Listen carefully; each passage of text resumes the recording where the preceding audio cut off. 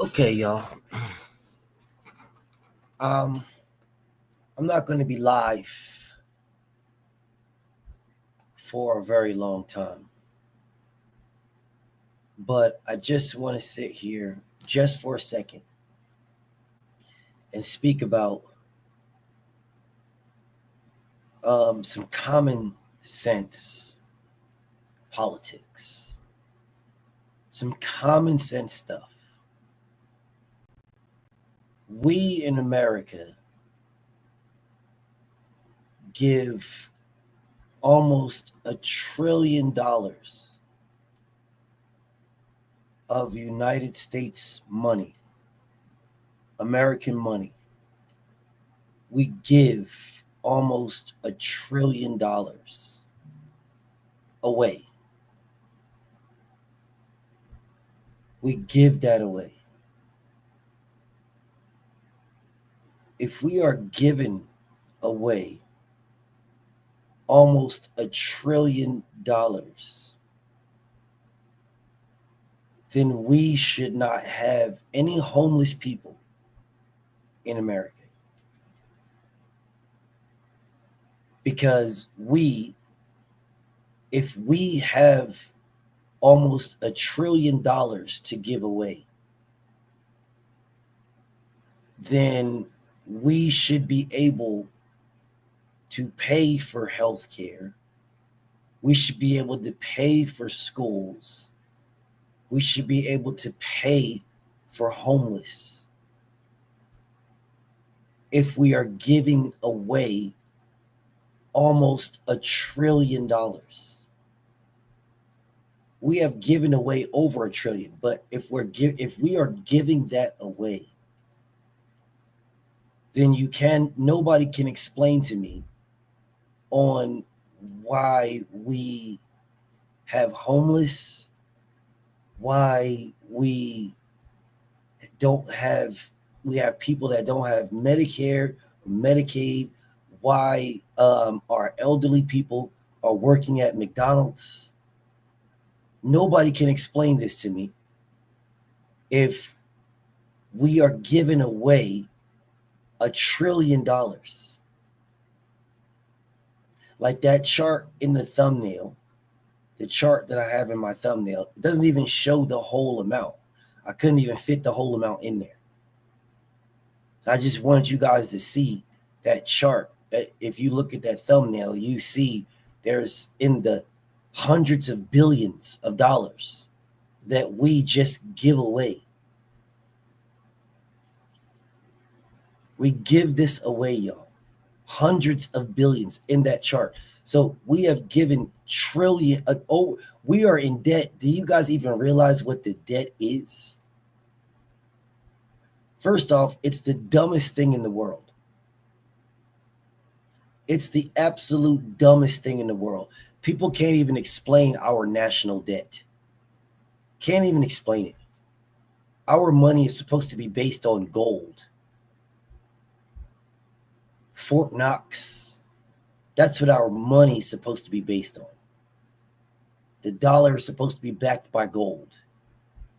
They went away from that and just said, now our dollar is backed by the promise of America, basically.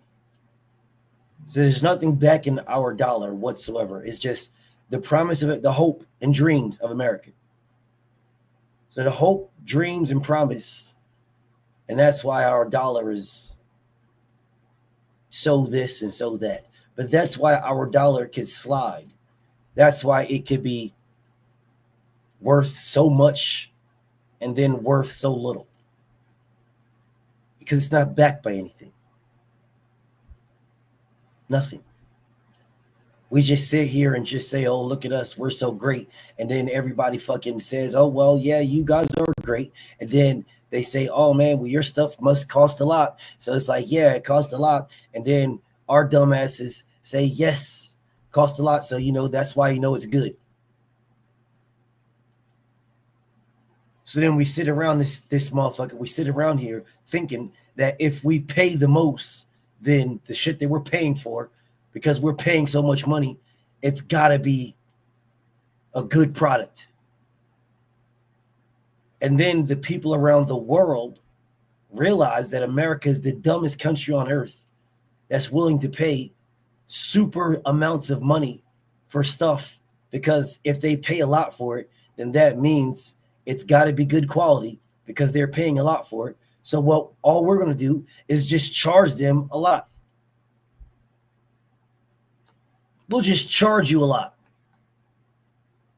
Now you think because you bought this or you bought that and you spent $30,000-$40,000 for it, that it's got to be good because you spent so much. Bro, in Germany, Mercedes-Benzes and BMWs and all these type of cars in Germany, they're taxis. They're beater cars. Them shits is straight beaters. But in America, shit, a BMW or Mercedes-Benz, them is the high-end cars, man. Them is the ones right there. Those jokers are the ones, man. You get one of those, you doing the most. You doing the do, you living the dream, you get one of those. It's over with, you get one of those. In Germany, they're taxis.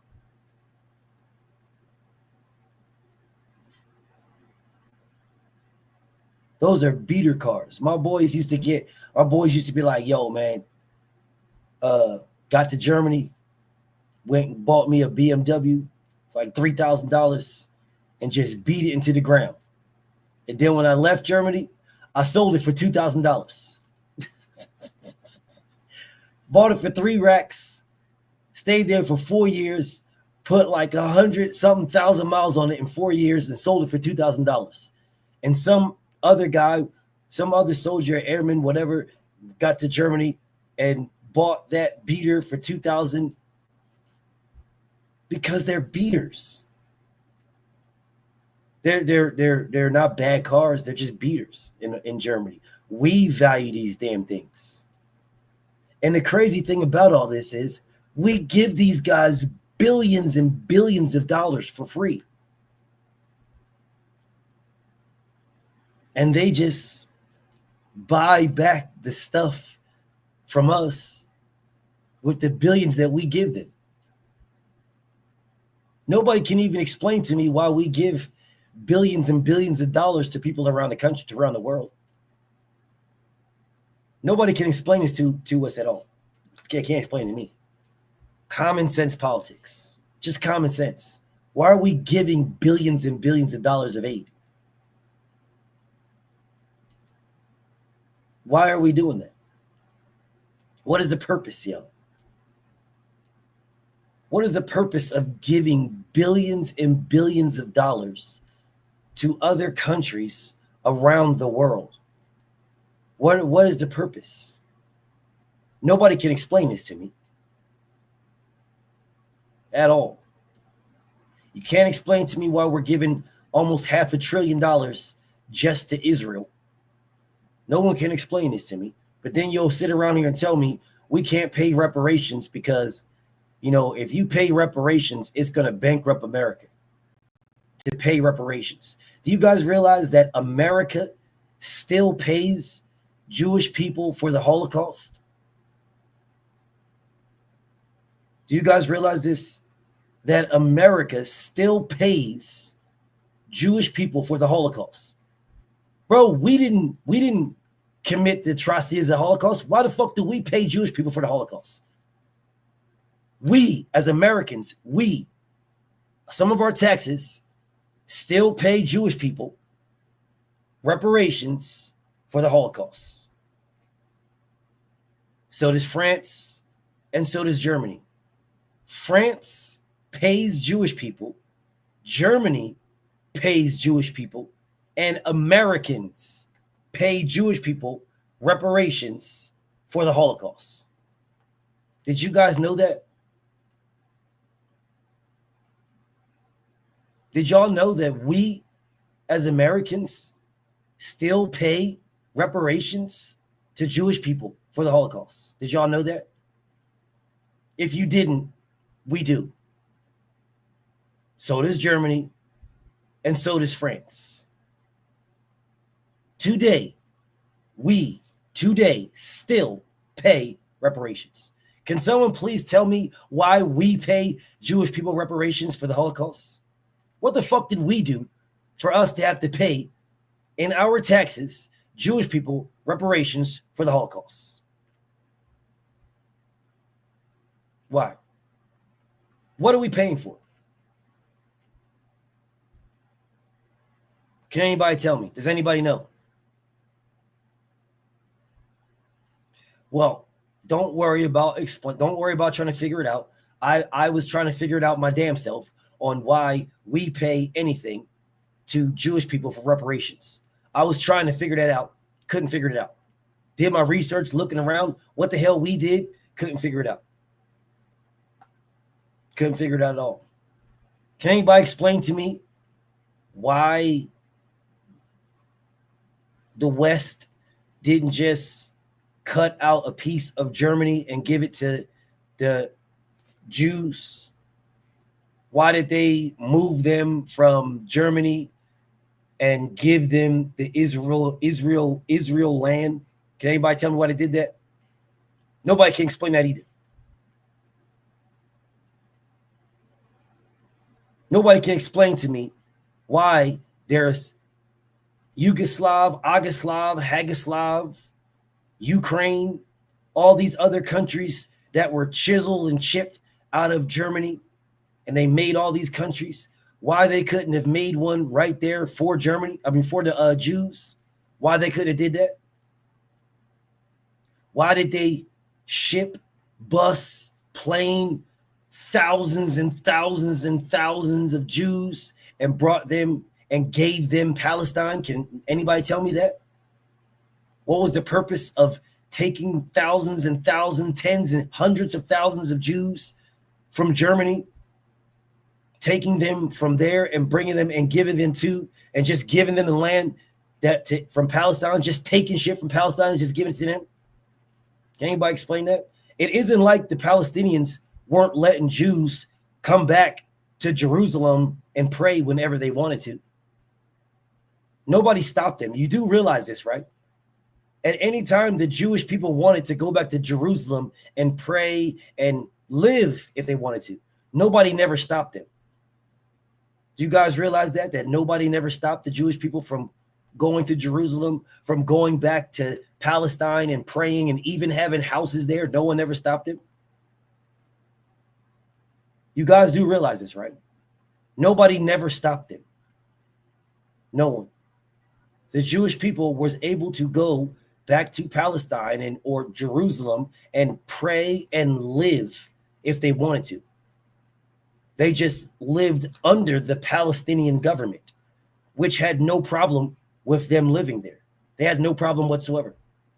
So can someone please let me know why the West decided to just go over there and just take over some shit and just give the Jewish people that land, put them on boats, hundreds of thousands of Jewish people, put them on boats and ship them to that land and just gave it to them and just took it from Palestine? Can anybody tell me why they did that? No, y'all can't. My beautiful sis Cam. What's up, Cam? No, y'all can't tell me this. It's almost as if you guys act as if. What's up, Marlon? It's almost as if people act as if these things can't be looked up.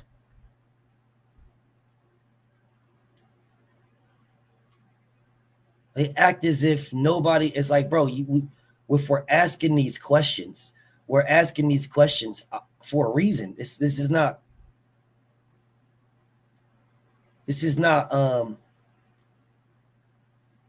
speak for myself. It's called Speak for Myself, Mike. Speak for myself. That's what it's called. Speak for myself. Because the things that I'm saying, I don't want people to think that everybody else has the agreement with me and blah. No, this is common sense politics, bro. It's common sense. It's very much so common sense. Very much so. But when you get to start thinking about the common sense of this, that's when people start to get into their feelings. Now they want to question everything and stuff like that because you're using common sense. Why can't black people get reparations if Jewish people have been getting them since the 40s? Since the 40s, Jewish people have been getting reparations from America since the 40s. They've been getting reparations from Germany. They've been getting reparations from France. They get a little bit from the UK, but most of their money comes from America and Germany. That's where most of their money comes from. America and Germany.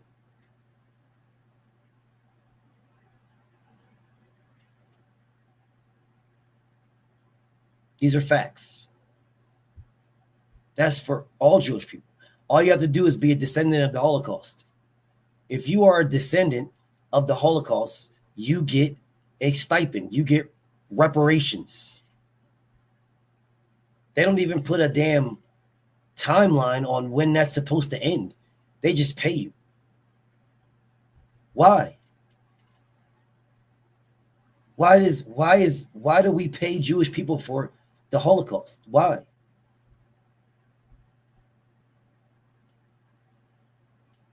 Nobody can explain this to me. Why does 1 penny come from the American taxpayer to pay Jewish people for the Holocaust? Why? Why does Germany pay for the Holocaust? The last I checked, that shit was over with in the 40s. In 1945, that was over with. We're in 2025. Why are they still paying Jewish people? And if you can pay if Germany can still pay Jewish people for the Holocaust, then why can't America pay niggas for slavery? Do you guys realize Germany has universal health care? You guys realize that? So they pay reparations to the Jewish people, and they have universal health care. How can Germany pay for universal health care to everybody over there? They can pay universal health care and pay reparations to the Jewish people and still have a booming and thriving economy. How could they do that? Yet America has privatized healthcare, and they're always asking the question, whether it's the Democrats or Republicans are always asking, how do you pay for healthcare? Come on, man. That's going to bankrupt America to pay for reparations. But have you guys realized that it's not even a talking point when the Democrats and the Republicans are speaking to each other? When the Democrats and the Republicans are debating, do you guys realize it's not even a talking point about reparations for black people? Universal health care is a talking point of how will you pay for it? But nobody asked the question when they're doing these debates. Nobody asked the question of, why are you asking me how we would pay for it? I'll just talk to Canada. I'll ask Canada how they have a booming, thriving economy and they pay for universal health care. I'll ask them. If I don't know, I'll ask them. They're right next to us. They have no problem. They've been doing it for like 60 years. I'll just ask Canada.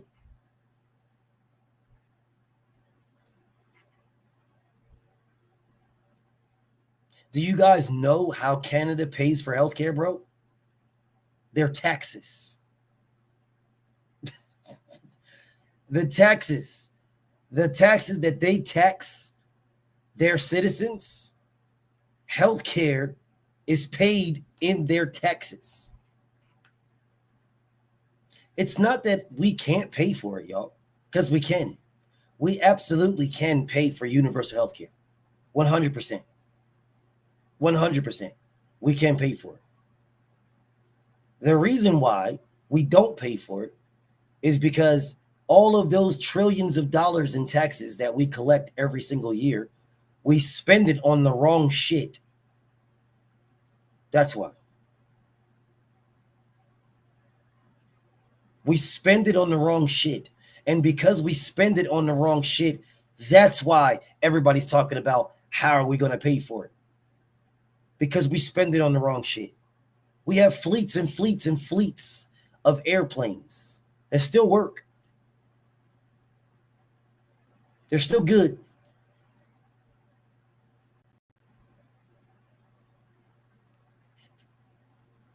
But we just make new ones. We buy $1 billion. Well, we buy $1 billion planes and stuff like. How the fuck are we paying $1 billion, billions and billions of dollars for military equipment when we're the ones making it?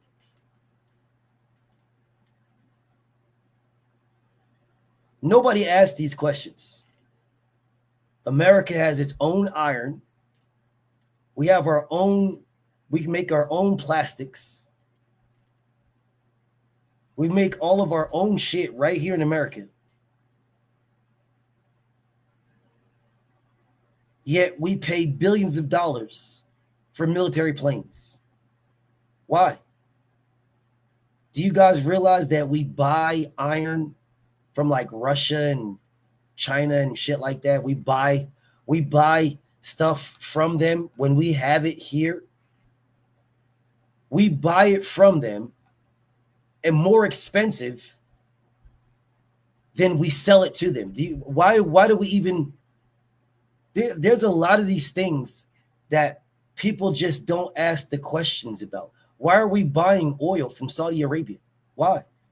America has oil.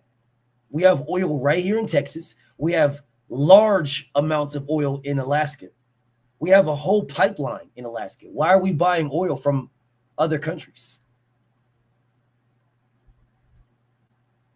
Nobody can explain this. They'll try to give you all these fancy ass things about, oh, well, it's good for, America, because what? We drill our own oil, bro. We have fucking oil rigs in the Gulf of Mexico or the Gulf of America, whatever the fuck you want to call it. We got oil rigs there. We got oil rigs in the Bering Sea. We got oil rigs off the fucking East Coast, oil rigs off the West Coast.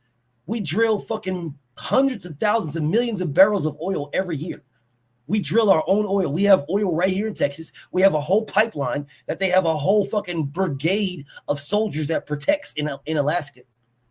Why are we buying oil from anywhere else? Why are we buying oil?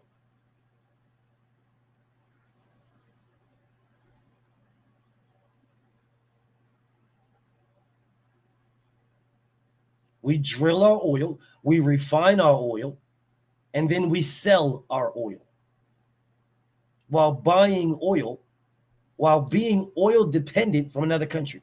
These are just common sense statements here. They're just common sense statements. They're common sense statements that nobody asks. Nobody asks. If you want to be energy independent, then use our own oil.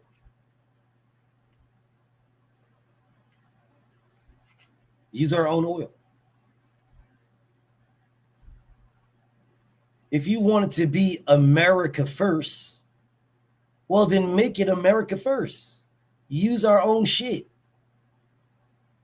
We're energy dependent on Saudi Arabia and the Middle East. Well, why don't we just use our own oil? Then we can make gasoline whatever price we want to make it. You guys do realize that, right? If we're refining our own gas, then we're not dependent on buying oil from other countries. Then we're dependent on how much they charge us to buy oil from them. When we can just use our own oil that we drill right here in America, we can just use our own oil. We can make our own refineries. Do you guys realize that we shut down refineries in America? We had refineries. Refineries is what determines how much gas we have, because the crude oil goes to refineries, and the refineries are what makes gas. They make gasoline out of oil. You guys realize this, right? That's where the gas is made from. Gas comes from oil. So they take the oil, refine it, and then make gas.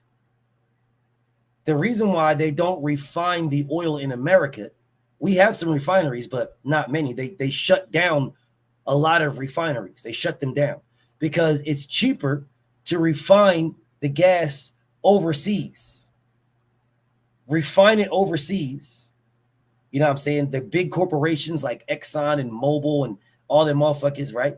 They refine the gas. If they refine it in America with all of the regulations and shit like that, it'll cost them more money. So they take it overseas where there's no regulations or there's less regulations. So it costs them less money. And then they sell it back to America as if they refined it in America. So let's just say a barrel of oil, just throwing these just regular shit out there. A barrel of oil, refined to make a let's say to make a gallon of gas, right? Just small numbers so that people can understand. If you make a gallon of gas, you're looking at the premium gas, $4 a gallon, right? $4 for a gallon of gas. Now, that $4 for a gallon of gas, if you refine it in America, it's $4.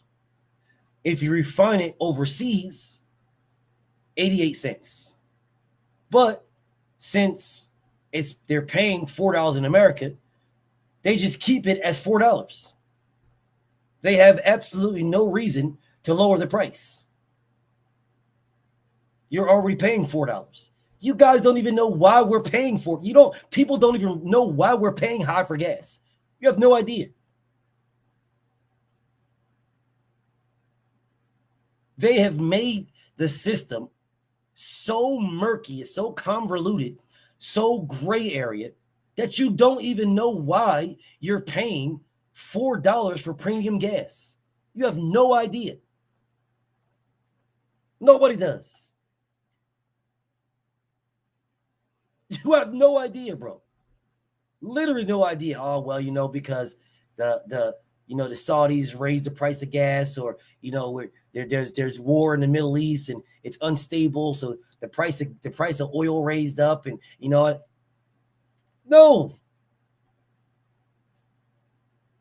If you look at how much a barrel of oil costs now, and a barrel of oil costs in the 80s and 90s, when a gallon of gas was 99 cents, 88 cents, bro, it's not that much different.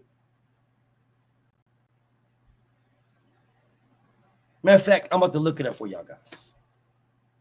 I'm about to look it up for you guys right now. I'm about to tell you how much a barrel of gas was.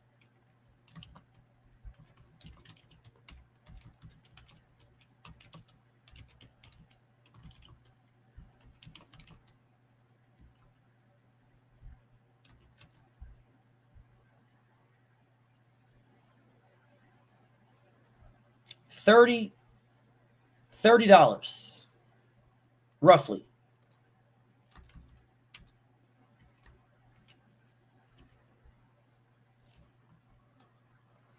$60 is what it is now. A barrel of gas in 1980 was $30. A gallon of gasoline in 1980 was 80 something cents for a barrel of gas. A gallon of gas was 80 something cents. It wasn't even $1. A barrel of oil was $30. A barrel of oil is $60 right now, which means if it was If it wasn't not even a dollar in 1980, it wasn't even a dollar. It was like 80 something cents, 90 cents. If you saw a gallon of gasoline for a dollar, you would go somewhere else because it was too expensive. But a barrel of gas was $30. A barrel of oil was $30. A barrel of oil doubled. So if it was only 80 cents to 90 cents in 80, why is it $4 now? If it was 80 to 90 cents, shouldn't a gallon of gas be $2? Max $1.60. Oil only doubled from 30 to $60 for a barrel, for one barrel of oil. It doubled. A barrel of oil was $30 in 1980. It doubled. It is now $60 in 2025. $60. So if a barrel of oil doubled to 60, then why didn't the gas price was 80 to 90 cents double to $1.60 to $1.90? Why is it $4? $5? Why? And people is too dumb to sit back and ask these questions. That took me 30 seconds to do. 30 seconds. And when politicians get up there and the Democrats and Republicans is debating the price of gas and, oh gosh, they don't ask them this question, bro. They don't ask them this. Do you guys know why they don't ask them? I'll tell you why. Because their biggest donors are the fucking big oil, the Exxons and the Mobiles, the Exxon. They're their biggest donors. Those are the people that's giving. That's the reason why they can afford these $10,000 suits. That's their biggest donors. So all they have is the gift of gab. They have the ability to talk to the mainstream people, right? To the mainstream people. They have the ability to buy the news media, those news outlets. They got the ability for them. And all these dumbass people just listen to the news. They're too fucking stupid to do their own research. They're either too fucking stupid or too fucking lazy. Too dumb or too lazy. This is simple mathematics. If it costs, let me do y'all one better. I'm gonna do y'all one better. If gas costs 80 cents, 90 cents in 1980, if that's what it costs, a barrel of oil costs $30 for one barrel of oil. One barrel of crude oil costs $30. And for that $30, you get a gallon of gas that costs 80 to 90 cents for a gallon of gas out of the $30 for the barrel of crude oil. Do you guys realize that technology got better? We have artificial intelligence now. We have machinery that does this, that we don't need a fucking line of people doing this thing anymore. There is machines that do this, which means it is cheaper. You guys realize that? It is cheaper. Well, tell me why we got automation and machines that do this stuff so they can produce it faster and they can produce more of it, but it's more expensive. How does that happen? What should happen is if we're no longer paying a human being to do this, we are saving money because we now have machines and automation that do it for us. So we don't have to pay a machine. The machine works 24/7, 365, which means all of that money that we were paying to a human being to do that job, it is now being done by automation and a machine, which means we freed up hundreds and hundreds of thousands of dollars per person. If you freed up hundreds of thousands of dollars per person to create now, because you have automation and you have machinery that creates this, that makes the gas, how did the gas get more expensive when it should have gotten cheaper?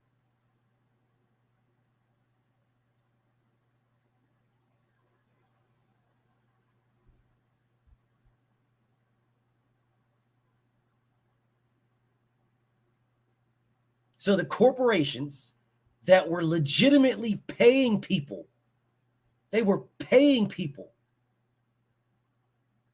These people were taking the barrels of oil that were $30, people, and was doing stuff in refineries to break the crude oil down and change the crude oil from crude oil to gasoline. These companies were paying people for this. They stopped paying people and they implemented machinery, which means they're saving hundreds and hundreds and hundreds of thousands of dollars per refinery because they now have machinery that does this. So if you no longer are paying people, that means you're saving hundreds and hundreds and hundreds of thousands of dollars per refinery.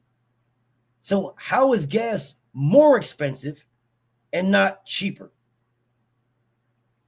Why is it not cheaper?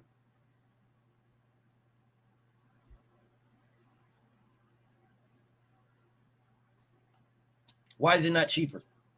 It should be cheaper because I'm saving money.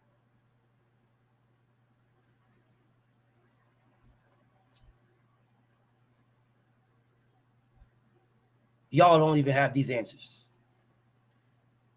Common sense politics. Common sense politics. Common sense. Common sense. If I can raise the price of gas and you guys are still going to pay for it, well, then I'm going to raise it to a price that you guys are going to still pay for. I'm going to raise it to the point of pain, but not to the point of intolerability. You know, because if I raise it to a point that is intolerable, that you cannot do, if I raise it to that point, then you're going to fight me. I don't want to fight. I just want you to pay for some shit extremely expensive. So I don't want to fight. So I'm going to raise the price of gas to make it painful, but not intolerable. It hurts, but you can still live with the pain. I'm going to do the same thing with healthcare. Same exact thing. Do you guys know that people with diabetes in America pay like 90 times more for the exact same medication that they do in other countries? Hell, Canada doesn't pay what we pay.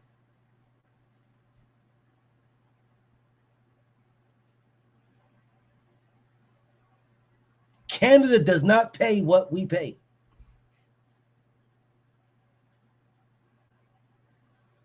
Phillips 66 refinery closed in Cali.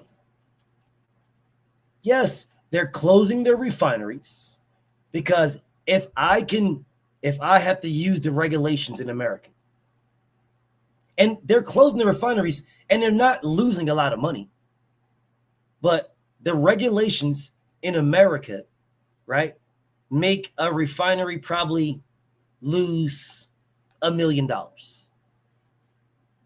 million in regulations because you have to do things EPA regulated. You have to do things for the ozone layer. You have to do things for the clean air. You have to do things. So because you got to do those things, it costs you money. Like it costs you money to make sure that the air is clean. It costs you money to make sure that you're not polluting the land. It costs money. So if you can save $1 million, $2 million to go to a country where you could just pollute everything, why would I pay an extra $1 million, $2 million? No, I'll just go to Mexico and destroy everything over there. Or I'll just buy refined oil out of Saudi Arabia. Let them destroy everything over there.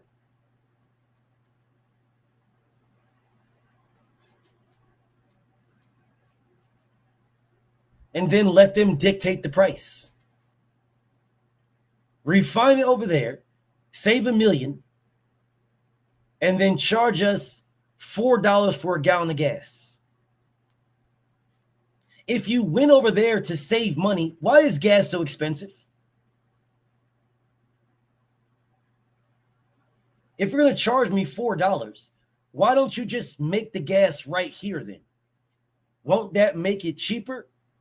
Because you guys do realize the gas that they refine overseas, it costs money to ship it back to us. They put that cost in how much gas costs. They don't eat that cost, y'all. Those big ass ships that they ship the gasoline over here with, they ship it back overseas. They ship it across the seas back to us. They don't eat that cost. They don't eat that. That cost gets wrapped up in every time you click the pump. Yeah, you're paying for that ship to ship the gas overseas to us. You're paying for that. Just in case y'all didn't know.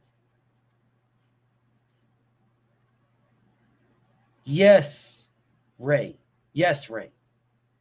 Canada literally provides electricity for all those states that border Canada. They provide electricity. Yes. Damn near half of New York is provided electricity by Canada. Why? Why does a nuclear-powered country buy electricity from Canada? Because we do.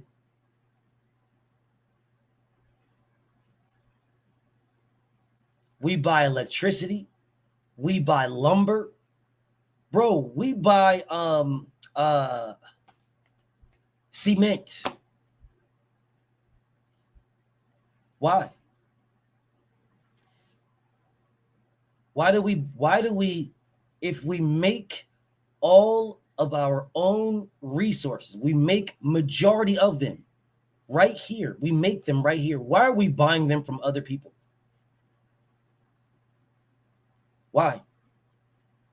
If Canada is selling their electricity cheaper, then doesn't that mean we can lower the price of our electricity?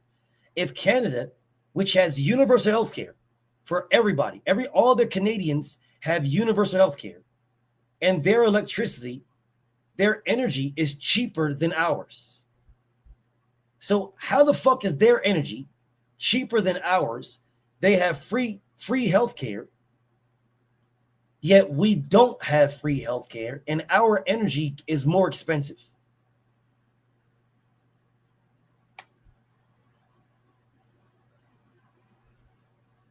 Somebody please make that make sense. But see, no politician is going to get up on that debate stand and say anything that I'm saying,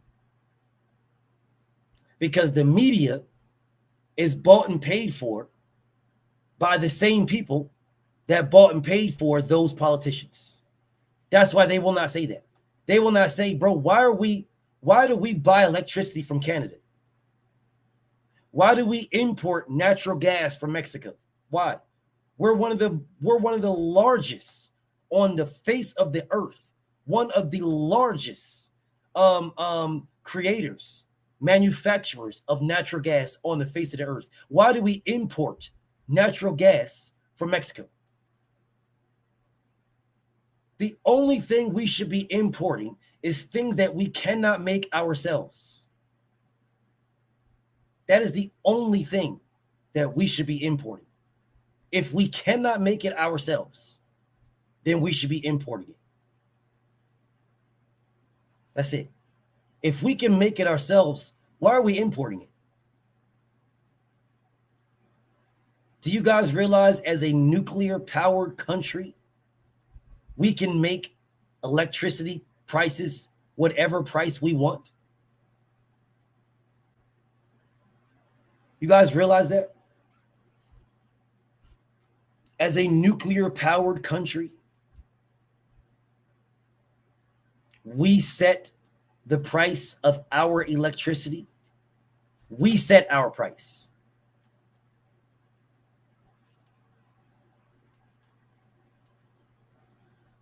So why is it so high?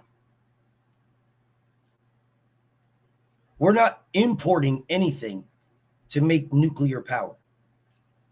We've already got nuclear power plants already. That uranium and that plutonium that runs those nuclear power plants, yeah, those things have a shelf life of like 100,000 years. They have a shelf life of like 100,000 years. Those plutonium rods that they have to keep the water running over so they don't have a fucking nuclear meltdown. Yeah, those things that generate electricity have like 100,000 year shelf life.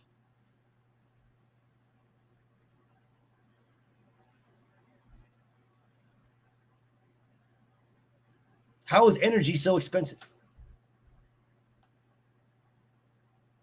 How is it so expensive? I'll tell you how. Because the people that own those companies set the price on how much electric costs.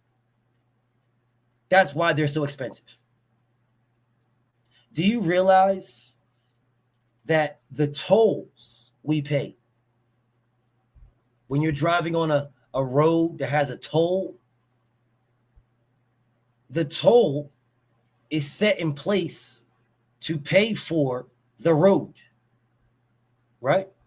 So once you, like George G Dub, the expressway, the George G Dub the toll, right? If you live in Texas, if you live in Jersey, the Atlantic City Expressway,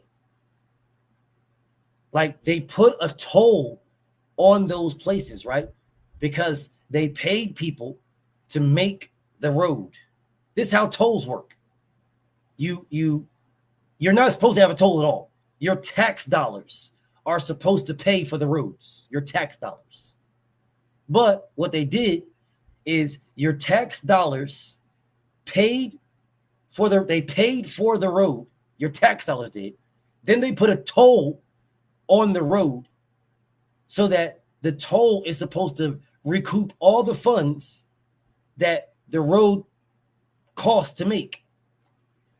Do you guys realize that these roads that have a toll on them get paid for in totality in like 2 years?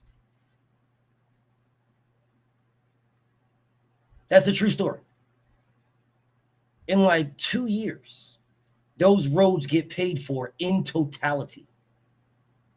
Everything after 2 years is because you're used to paying for it. You realize it's a toll road.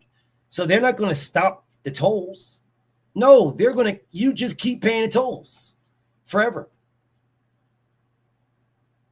You just keep paying the toll. They don't stop the toll at all. You just keep paying it. There's no reason for the toll to be on the road. It's already been paid for. There's no reason. You already pay taxes to take care of the roads.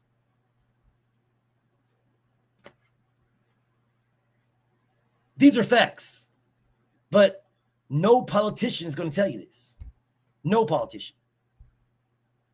What should happen is the roads are tolled, and then once the road is paid for, the toll comes down. That's what should happen. They remove the toll.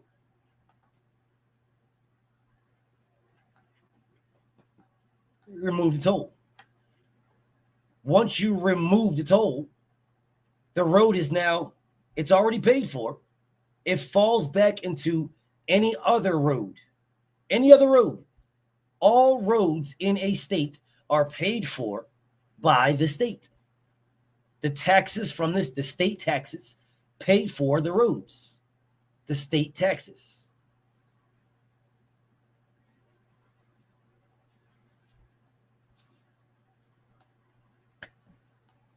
That's why you have state taxes and federal taxes. That's why you have that.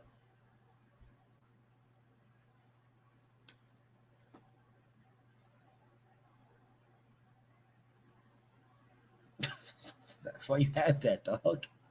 That's the whole purpose of it. But people just don't.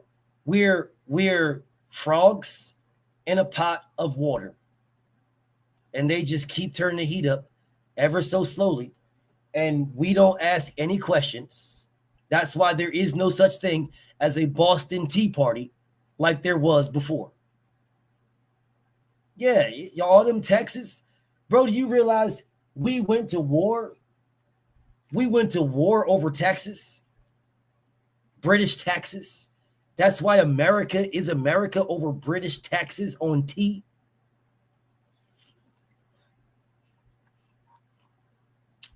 Taxes.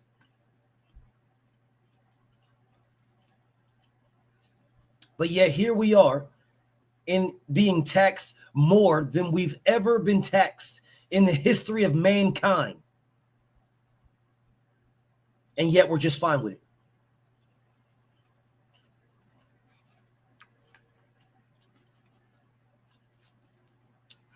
Can you imagine if the Pony Express and the Minutemen were driving their horses down the road and had to stop to pay a toll on the road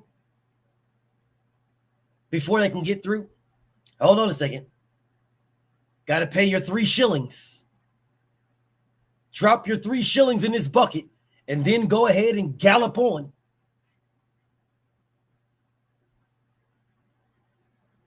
No, America just found more reasons and more ways to make you pay for shit. Marriage. How do I feel about marriage? I feel like marriage is one of the most beautiful things and one of the most scam artist things that's ever existed.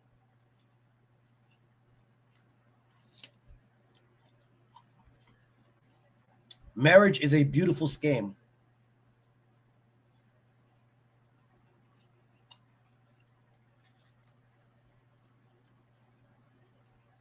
It's a scam. It's beautiful. It's beautiful if 2 people want to be with each other. It's very beautiful. And it's a fucking scam. Do you realize that if back in the day, if people wanted to be married or people wanted to be together, they would just say, okay, me and you are together. And that was just it. There was no marriage licenses that you had to get. There wasn't any of that. There was no marriage licenses. There was none of that shit. This is a fucking scam, bro. It's a beautiful thing. It's very beautiful if 2 people want to be with each other. If you want to be with me and I want to be with you, then we just be together. We just do that. Bro, do you realize that black people got married by just jumping over a broom?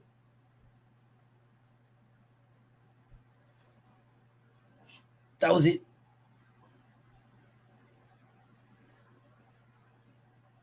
That was it. I see you in the building, Goddess. In this day and age, all people do is find a reason to charge you money for everything. For everything. Why do you have to pay to get married? Why?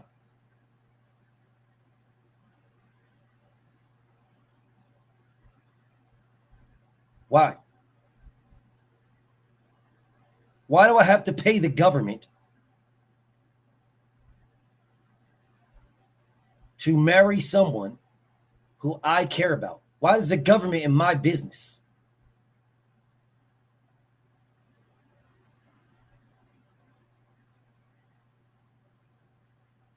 Yet Republicans will tell you over and over and over again. We got to get the big government out of our business. Big government, big government, big government. And then they will tell you to pay for marriage. You can't be married to the woman you love or the man you love. You've got to go pay for it. Why? Why? And the Republicans are the biggest followers of Christianity in the world. Someone please tell me, how much did it cost to get married? How much did it cost to get married back then? Somebody let me know. How much did it cost, y'all?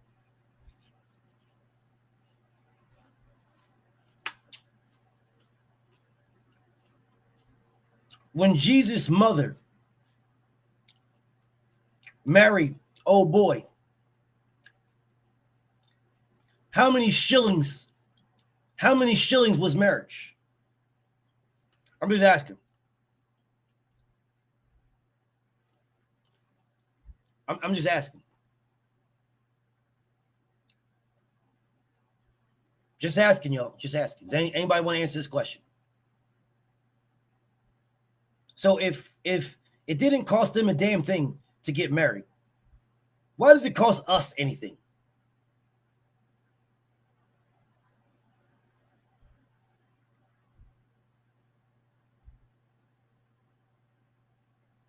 Do you guys realize that Donald Trump buried one of his ex-wives in his backyard in Mar-a-Lago? Do you guys realize that? It's either in Mar-a-Lago or it's in New Jersey. One of the two.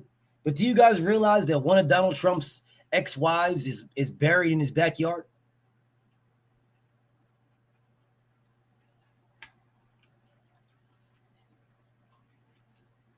I think it's in Jersey. It's in Jersey. Do you guys know why Donald Trump buried one of his ex-wives in his backyard? Well, if you bury someone in your yard, you're now tax exempt. You pay no taxes because they look at your place as a graveyard.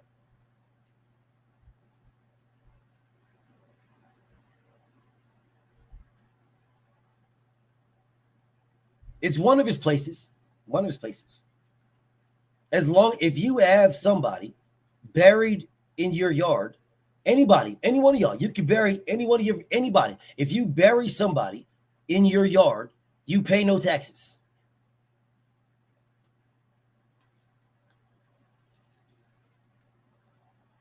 Just bury somebody in your yard.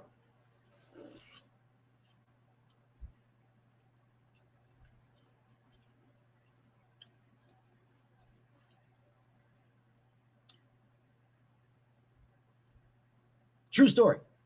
Bury somebody in your yard, you pay no taxes.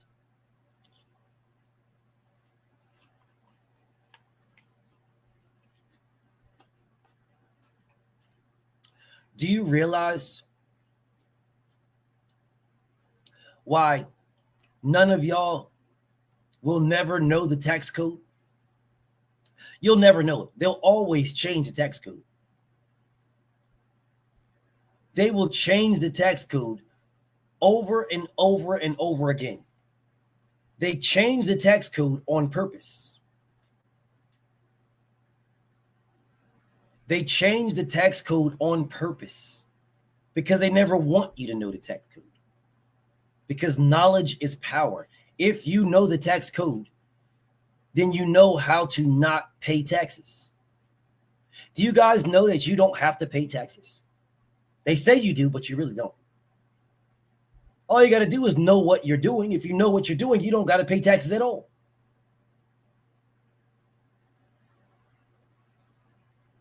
If you know what you're doing. Do you know how I found this out? I went to a real estate class like 10 years ago.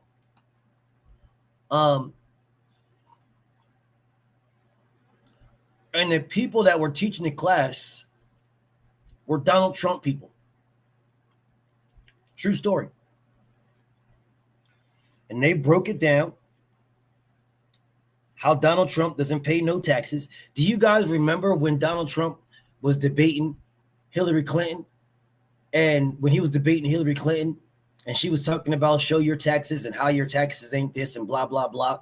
And Donald Trump was like, well, if you don't like the tax code, change it. Y'all remember when he said that?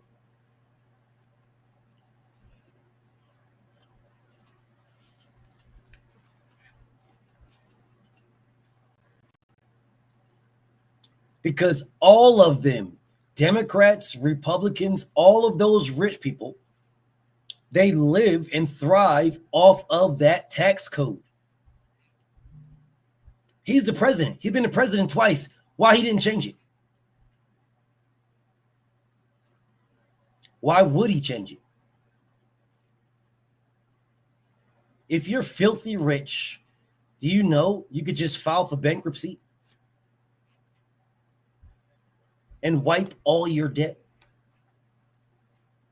You're still filthy rich. You just got to pay for you got to pay cash for everything now for a couple of years.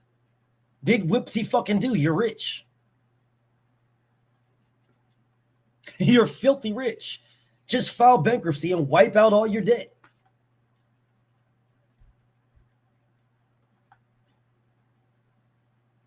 You guys realize this, right?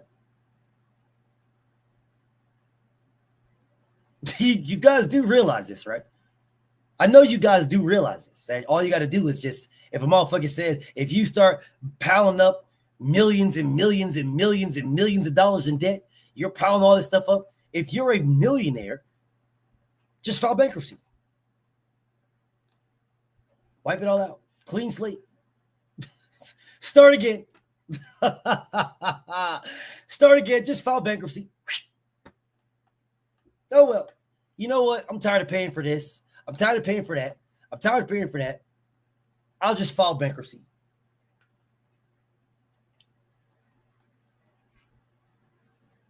I'll just file bankruptcy, wipe out all this debt that I owe all you people, all these people, and I'll just file bankruptcy. Do you realize if the average person did this, they could cripple a lot of motherfuckers? If the average person, if, you know, we just decided, you know what?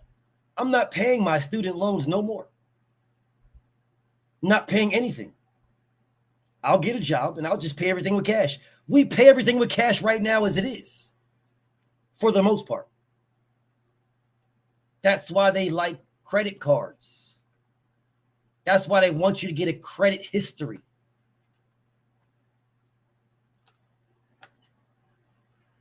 Just file bankruptcy and wipe out everything. All your loans, all your debts, everything. Your school loans, everything. Just wipe it all out. Start fresh. Just become a doctor. Go through school. And then file bankruptcy. Fuck it. I'm not paying nobody back nothing. The rich do it all the time. But it's us that is too fucking stupid to realize that we can do it too. The rich do it all the time. Oh, I owe you this. I owe you that. All right. How long have I been? What has it been? It's been 10 years. I'll just file bankruptcy again. It won't wipe out student loans, he says. They put that in, I want to say, 4 or 5 years ago. 4 or 5 years ago, they put in student loans. See, the problem is, fuck them. Fuck them. That's the problem. Fuck them. Why are we so worried about student loans anyway? Who gets the money for student loans?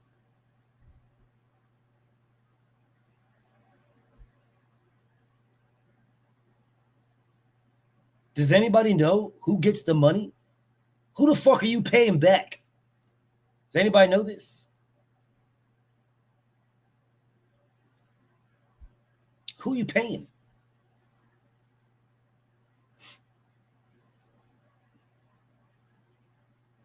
Do you know the student loan money comes from the taxes we pay? So if you pay taxes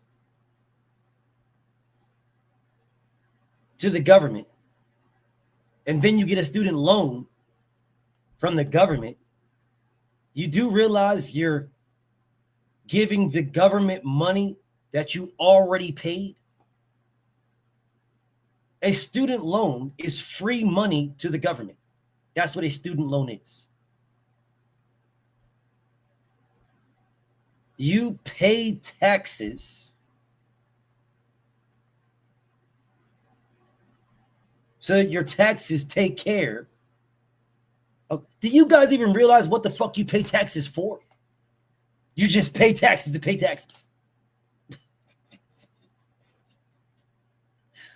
Common sense politics. Common sense politics, y'all. Common sense politics. Common sense. Common sense politics. Taxes that you pay are supposed to pay. Taxes are insurance. In case shit happens, your taxes that you pay are supposed to pay for the things that happen.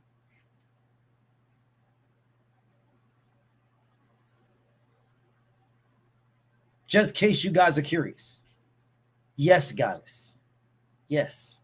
Taxes are supposed to pay for all those things. They're supposed to pay for your school. They're supposed to pay for the fire department. They're supposed to pay for the police department. They're supposed to pay for your health.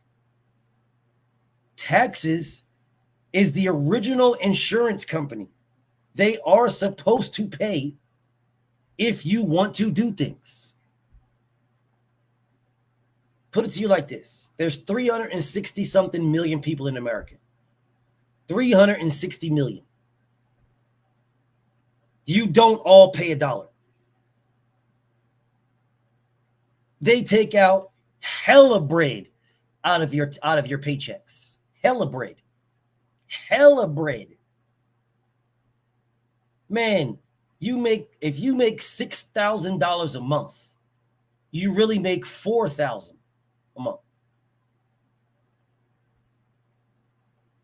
Really.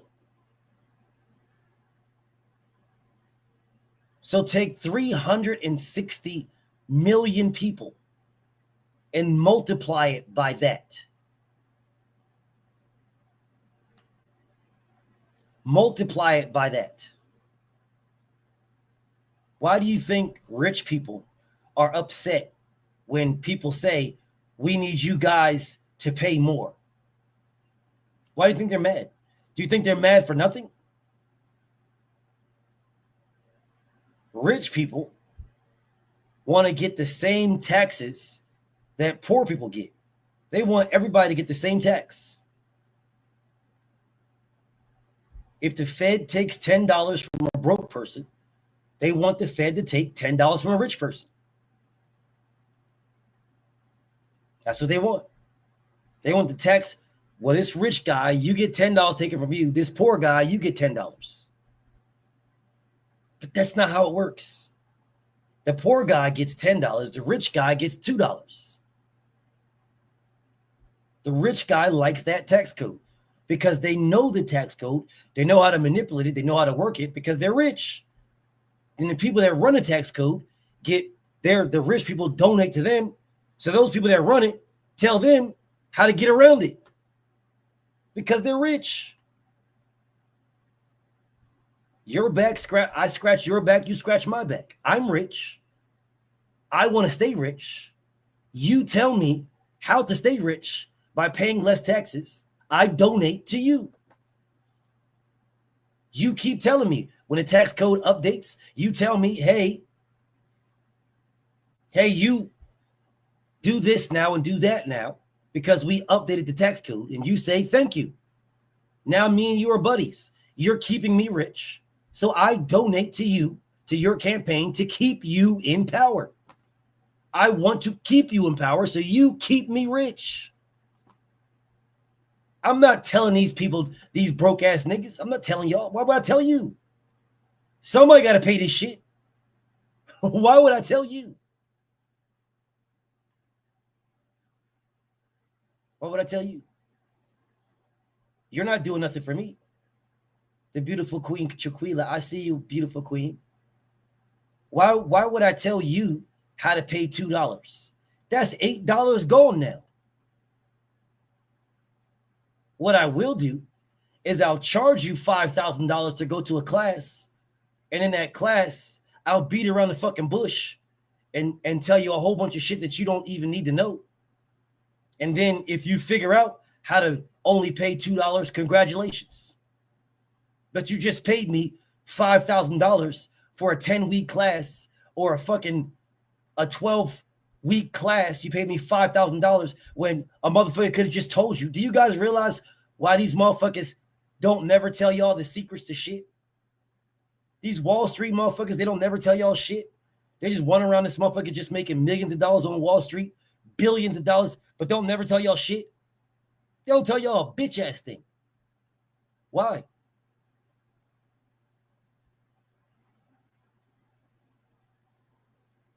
Why? Why is it a secret to everybody?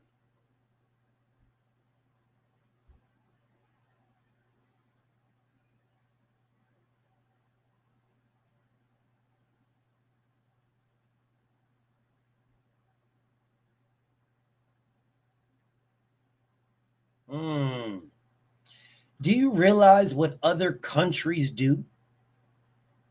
The school system in America is trash. It's absolutely garbage. It's garbage. Do you know why the school system is so fucked up? Because the school system is a pipeline into poverty. It is a pipeline into poverty. We want to, the rich want to keep the people in poverty because that's how they stay rich. It's a pipeline into poverty. They don't teach you any trades. They don't teach you shit, bro. They don't teach you anything. Other countries in schools teach you trades.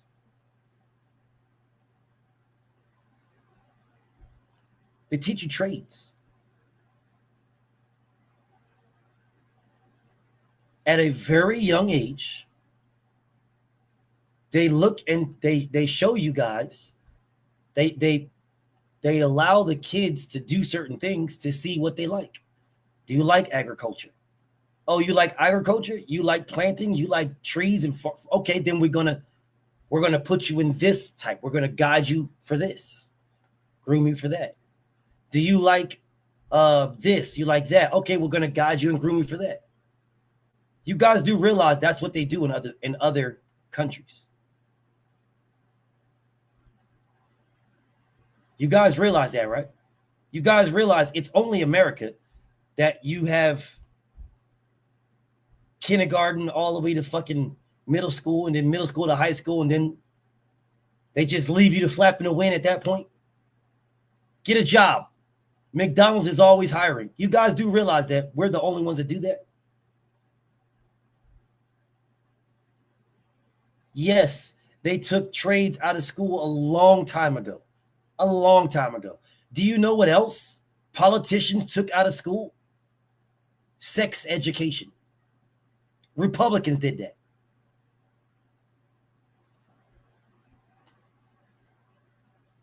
Republicans took sex education out of school.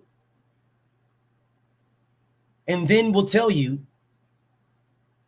after they took sex education out of school, then they will tell you that abortion is murder. So they get a whole bunch of children who hit puberty, and all they want to do is fuck on something at puberty because their hormones are flooded through their head. Flooded. Absolutely flooded. All they want to do is fuck on something. Because that's how the Creator made us. that once we hit a certain time period in our life, you know, we want to motherfucking reproduce. That is with any animal on earth. Once they get to a certain sexual maturity, whatever that is, then you want to reproduce. Well, if you remove sex education, then what the fuck do you expect to happen? What do you expect to happen, bro? What do you expect? What do you expect? You got these weird ass Republicans that want to remove all books to talk about fucking, all books to talk about this, and all books. Well, you don't teach your children at home. So who the fuck is going to teach them?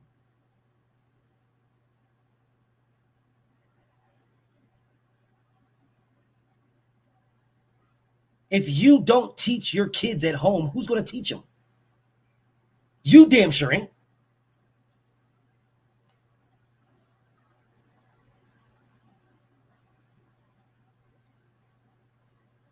Oh, hey, Mom, where do babies come from? Well, a stork just flies through. A stork, you know, has a baby in a bag, and a stork just flies through and drops him off. Okay, cool. That's what's up. Thank you. So I'm going to go get me some pussy then, with no worries. As long as I don't see no storks around, I'm good. I'm going to just get me some pussy. There's no storks around. Ain't no fucking storks. I'm gonna just go start fucking. Ain't no storks. This bitch don't look like a stork to me. I'm fucking. I'm fucking, bro. We good. We solid. I ain't worried about no babies. Then you start fucking and it's like, bro, what is this feeling? Bro, this shit feels good as a motherfucker. Damn, that shit felt good. I'm trying to do that shit again. I'm trying to do that shit again. As soon as I wake up, I'm trying to do that shit again. Then you got these fast-ass girls. They don't know any better either. Their mom isn't telling them. And now listen now. When little Johnny puts his little penis in there, when he starts to get to shaking, he gets to shaking, you might want to kick his ass off. But see, women get the same feeling. They get the same feeling. Legs get to tightening up, get to shaking and shit. Toes get to curling. You think they don't like that either? Man, them little fast-ass girls love that shit. Toes get to curling. Eyes get to rolling back in their little ass head. Man, they love that shit. Now you got little Johnny and little Sally Sue fucking. Behind the damn cafeteria hot dogs. Fucking. Now little Sally Sue done came out. Done got pregnant as a bitch. She goes home and now mommy ain't, where's your period at? It's been 4 months. You haven't had a period yet. And she's like, well, don't worry about me. I don't see any storks around. I'm good. There's no storks. Now all of a sudden, oh God, we've got to keep this baby. We've got to keep it. Why? Because it's murder. It's murder if you get an abortion. It's murder. It's murder. You know, I see these things nowadays, right? I see these people with these girls and shit that listen to Sexy Red and doing what Sexy Red got their little ass daughters dancing to Sexy Red and saying all this provocative shit as a fucking 6-year-old. Weird ass Democrats, bro. Y'all fucking weird, bro. All y'all motherfuckers is weird. Y'all fucking weird as hell. Well, what about what's this chick from Miami? Now you know now, ho. And suck balls like me and take it in the booty like me. Yeah, whatever her name is. Y'all know that motherfucker from you know now, ho. Whatever her name is. Then they be talking about you listened to her back then. Trina. Yeah, but also there was a thing called Big Mama. See, Big Mama don't exist no more. Yeah, you can listen to Trina all you want. You ain't doing that shit because Big Mama will beat your ass. Yeah. They call little girls like that fast. Yeah, you listen to that shit in the privacy of your own room with your fucking headphones on because Big Mama will come back there and whip your ass. You ain't bringing no niggas back to the crib, bro. Big Mama will beat your ass. 27, that's somebody's grandma nowadays. 27 years old is somebody's grandma.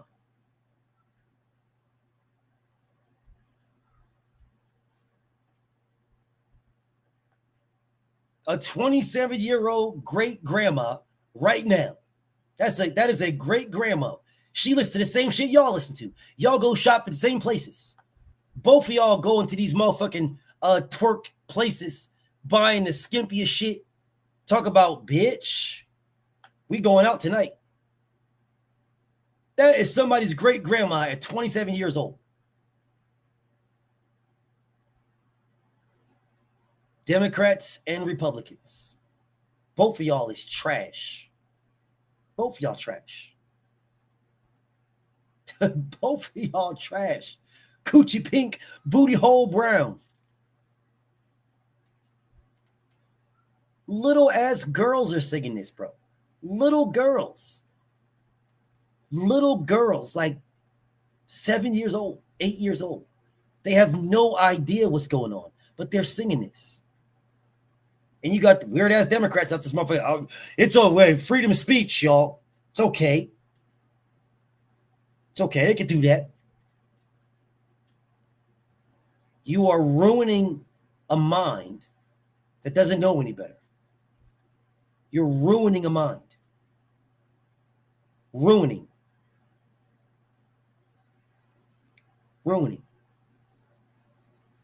Bro, when I was younger, bro, when I was younger, we couldn't even listen to that type of shit when I was younger.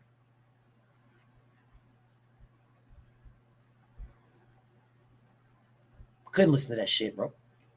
At all. Couldn't listen to that shit.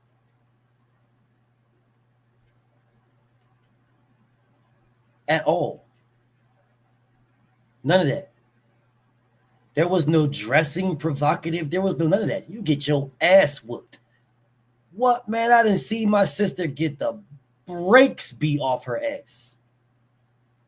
The brakes beat off of her just for wearing a bikini before the beach. You ain't wearing that shit outside. What the fuck is wrong with you? You better put something on. You wear that shit at the beach. You don't wear that shit just to walk around. Fuck is wrong with you? The brakes beat off her ass. I didn't see people get their ass whipped at school because they wore something different under their clothes and then went to school and took off that other shit. And the parents came to the school and they had on that other shit. I didn't see them get the brakes, the whole brake system beat out their ass.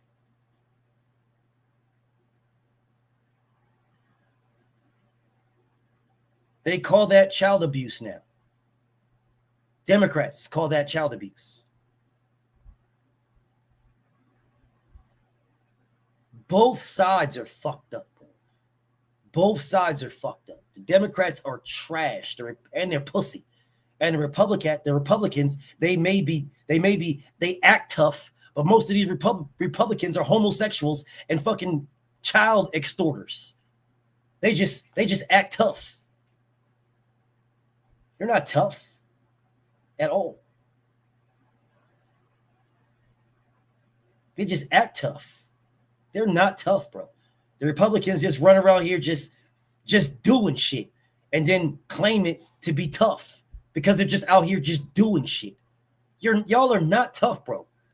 Check one of them motherfuckers in real life. See what happens. Y'all motherfuckers is not tough, bro, at all. Y'all just hide behind whatever. Just hide behind whatever. You just hide behind whatever you want to hide behind, bro. Because y'all was the same Republicans that y'all were all this time. Where did all this tough guy shit come from?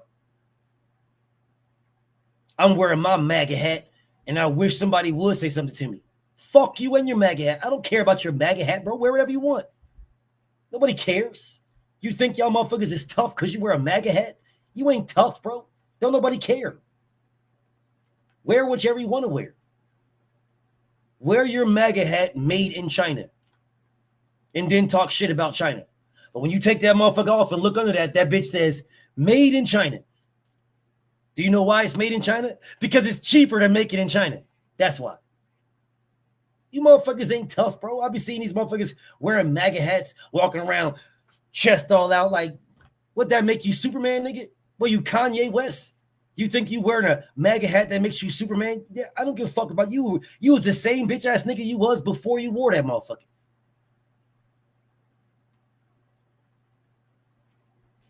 You niggas is not tough, bro. Y'all just regular people. And the Democrats is out this motherfucker like, well, can't we just talk about it and just sit down and have a conversation and let's just talk it out and, you know, let's just feel good about ourselves. And, bro, you're not going to feel good about every conversation, bro. Motherfuckers talk to me about politics. You think these motherfuckers feel good after I eviscerate them? They don't feel good at all. These motherfuckers don't feel good. The homie Life is Good yesterday. You think he felt good about that conversation? He didn't at all. He just knew that he was just going to come up here and like the rest of these motherfuckers do all the time because y'all don't know that I'm very well-rounded. Oh, man, stick to boxing, BF. Stick to boxing, BF. Stick to boxing. You don't know that this is what I do, bro. I do this. I'm just as well-rounded in all these other topics that I am in boxing. And the things that I don't know, I'll go research. I'm not asking y'all. No, I'll go research. I don't barely ask you guys for nothing. I'll research. I'll get my knowledge from research. This is why I can tell you Democrats is soft as a motherfucker, bro. Soft as baby shit. Pudding. And the Republicans are fake tough guys. They're both trash. Both of them. And there is no limit to how far left you can go. And there is no limit to how far right you can go. There's no limit. Both these motherfuckers will go as far as they possibly can in every direction. Abortion is so bad. You got full-grown niggas telling a woman what to do with her body. But let a woman tell a man what to do with his body, and all of a sudden, whoa, we're going too far. Well, if you teach sex education in schools, you just might cut down on all the abortions. You know kids is going to fuck. It's going to happen. Doesn't matter what little Sally Sue or little Jimmy Jam, doesn't matter what they tell to you, they'll lie right to your face. Their hormones are over flooding. You can see their hormones leaking out their eyes. And they'll look you right dead in the face and be like, no, mom, I'm not fucking today. I'm not fucking. But see, if mothers in this day and age taught their daughters that, hey, these niggas right now ain't shit. They ain't shit right now. These niggas want to fuck. And you're probably going to want to get some dick too. But what you should do is wear those fucking condoms. This is what you should do. And as a matter of fact, you take these with you. Now, I don't want you fucking. All right? I don't want you fucking. But if something happens and you about to fuck, you make sure that this motherfucker wears a condom. Make sure he wears a condom. And if he ain't got a condom, don't give him no pussy. And if you don't got a condom, then you make sure you have one. See, you don't want to have those real life conversations. You don't want to have those. See, men don't want to talk to their sons and say, listen here, son. I know you're going to be wanting to fuck. Don't fuck without this condom. If you ain't got a condom and the bitch wants to fuck, she's going to want to fuck you later on. So don't fuck right there. Go get you a condom, go back and then fuck. Or the best thing you can do is keep a condom on you all the time. You need some bread? Let's go to the store and get some condoms. You're turning 16. You're 15. Let's go to the store and get you some condoms. This is, bro, mothers and fathers is so pussy nowadays that you won't even teach your son how to put a condom on. Bro, get a fucking banana and show this little nigga. Motherfuckers didn't show me. I had to learn by my damn self. Because, you know, I didn't really have a pops like that. So that's a whole different story for me. But still, man, I'm putting the condom on backwards. Yeah, bro, you know if you put a condom on backwards, that shit is hard as hell to roll down. You sitting here trying to roll this motherfucker down like, hey, man, what the fuck going on, bro? My shit is defective.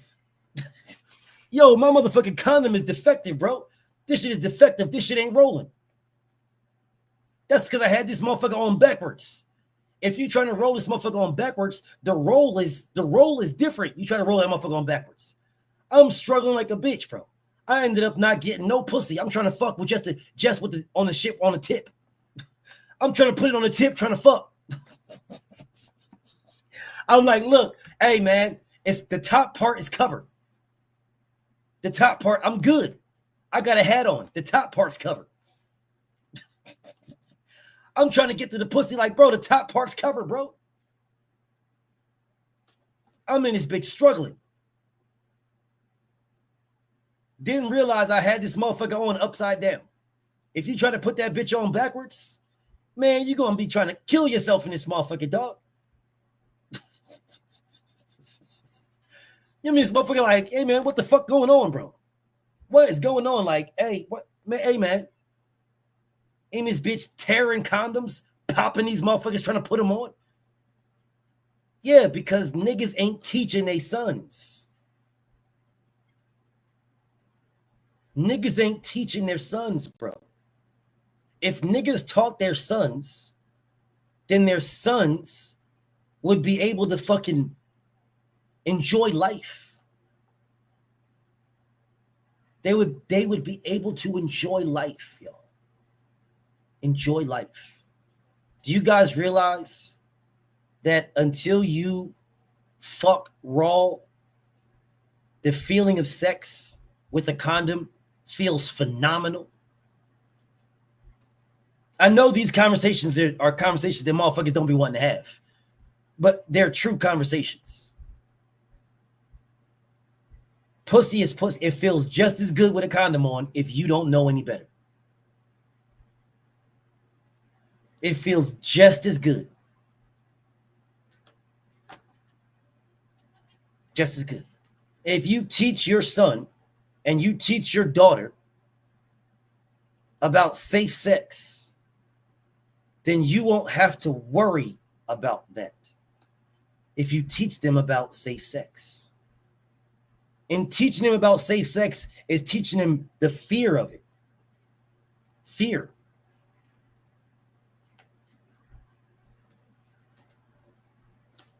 You have to teach them both sides. You have to talk to your children and let them know, bro, that sex is a beautiful thing. It's fucking beautiful. And it's a natural thing. And it feels amazing. Amazing. Just be safe with it. You're not going to run around here with a loaded gun with no safety on it, just pulling the trigger on motherfuckers. No. You're going to have a loaded gun. You're going to teach motherfucker gun safety. You're going to have a loaded gun with no rounds in the chamber, and the gun is on safety. So if there's no rounds in the chamber and the gun is on safety, then why not teach them the exact same thing about sex? But see, Democrats don't want to do that. Democrats is on some weird ass shit where they want to teach you about it's okay to be a drag queen as a full-grown man. It's okay to be a drag queen, and Republicans don't want to talk about it at all. Oh, no. We got to get sex education out of school. It's the devil. Sex education is the devil. Get sex education out of schools. I don't want these fast-ass teachers to be teaching my son about fucking. I don't need these grown men to be teaching my daughters about fucking. Get sex education out of schools. It's the devil. It's so wrong. Get it out of schools. Get it out of here. We don't need no books teaching about reproductive organs. Get it out of school. So you remove it from school. You get an extra study hall. And then you have kids skipping study hall to go behind the cafeteria and fuck because they don't know any better. They have no idea. They don't know any better. So they will skip the extra social studies or the extra study hall that used to be sex education. They will skip that, go in the back of the gymnasium and fuck.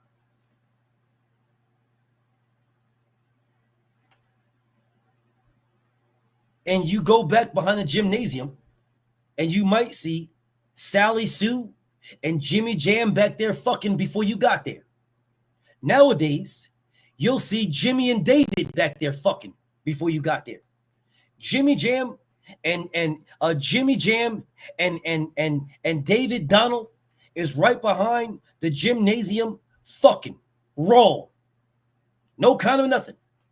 You go back there and Jimmy Jam is piping motherfucking David down.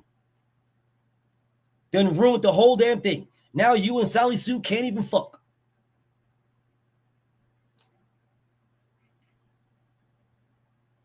Because kids don't know any better. Trial and error.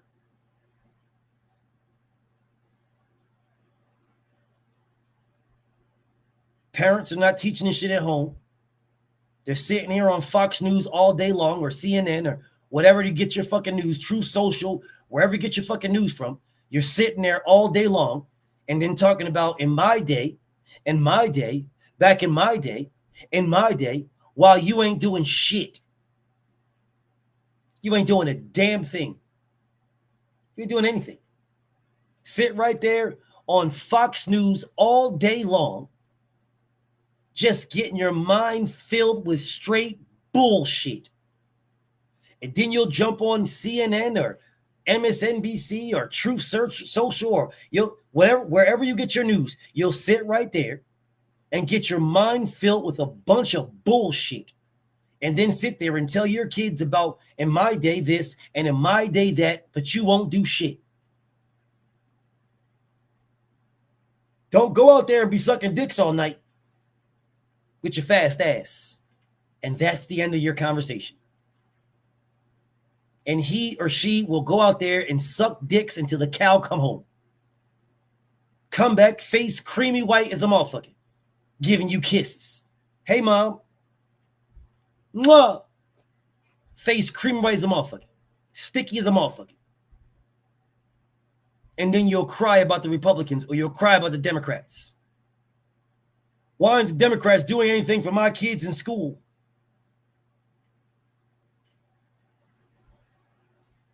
Well, it starts at home. Because all the Republicans or the Democrats, all they're going to do is tell you what makes you feel good. And that's why you'll be a Republican or a Democrat. Because they'll say something that makes you feel good. And because you feel good, there you are. You feel good. Something makes you feel good.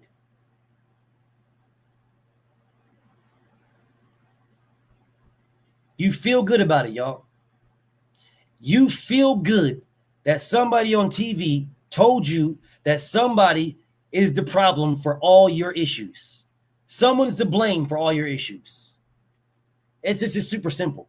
if you are a racist white person, or if you are someone like that who is easily influenced, just watch Fox News all day long. You'll feel great. You'll know exactly who the problem is.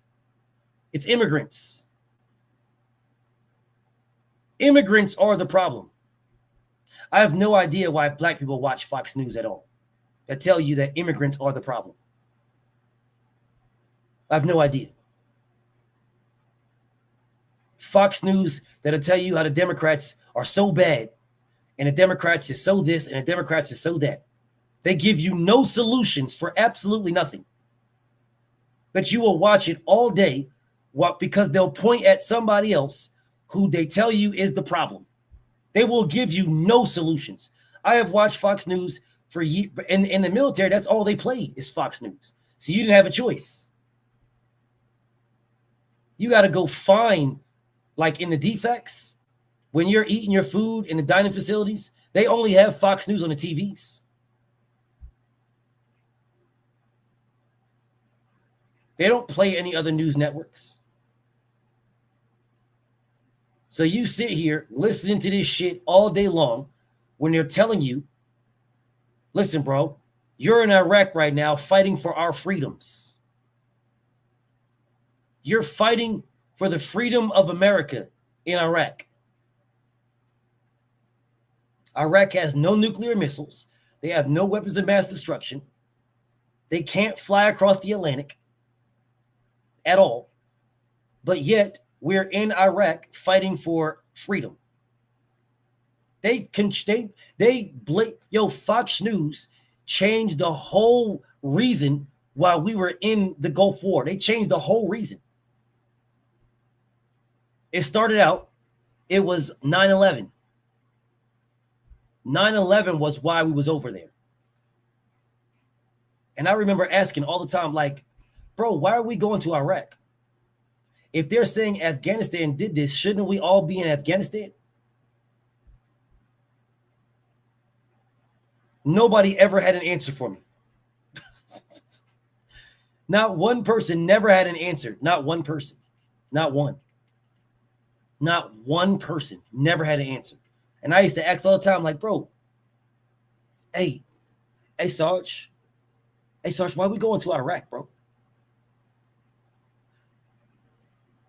If you ask the black NCOs why we're going to Iraq, motherfuckers would say just because. If you ask the white NCOs or the white officers why we're going to Iraq, it was we're fighting for our freedom. Freedom of what? What the fuck is that? What is Iraq stopping us from doing? Now, it used to be we were attacking them. We were going after them because they attacked us. That's what it was. Right? We're going after them because they attacked us, but Iraq never attacked us. The terrorists were from Saudi Arabia. They weren't even from Afghanistan. They were Saudi Arabian. They weren't Afghanistan, bro. These guys are from Saudi Arabia. Why the fuck was we in Afghanistan?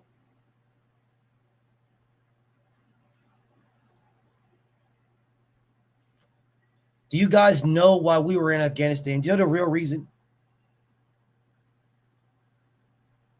Cocaine.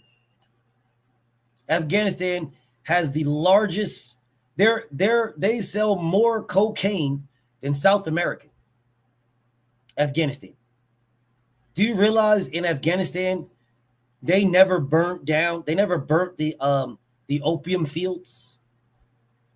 They had soldiers protecting the opium fields.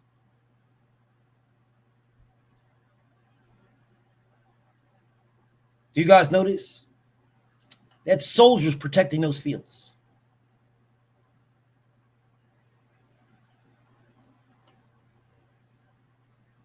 True story.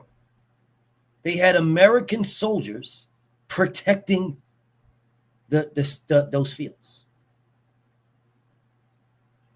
The oil was in Iraq. In Afghanistan, they had American soldiers protecting these gigantic fields of cocaine. They were just growing coke.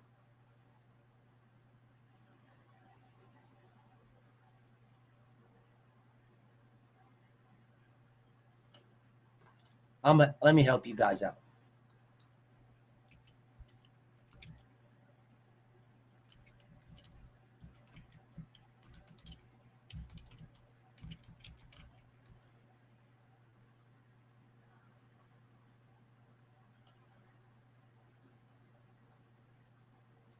Afghanistan is a significant global producer of opioids, opium, heroin, and shit like that. They have gigantic poppy fields. You guys can look this up, bro. This is not, I'm not making this shit up. You guys can look this up. They have gigantic opium fields, gigantic fields.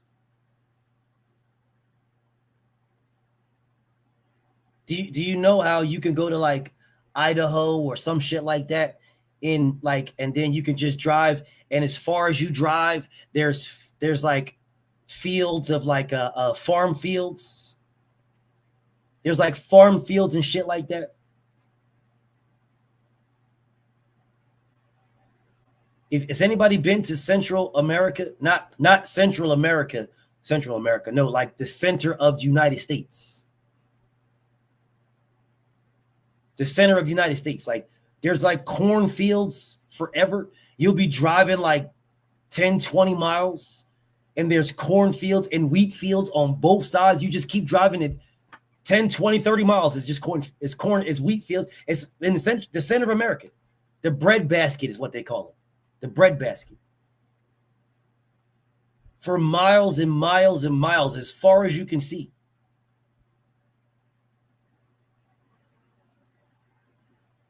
That's how it is with opium, with drugs in Afghanistan. That's how it is. As far as you can see, in every direction. And there was soldiers, American soldiers, that protected those fields. That motherfucker stationed outside of that shit. Why? Why wouldn't we just drop bombs on it and blow it up? As far as you can see. Hold up. Let me bring this up for you guys.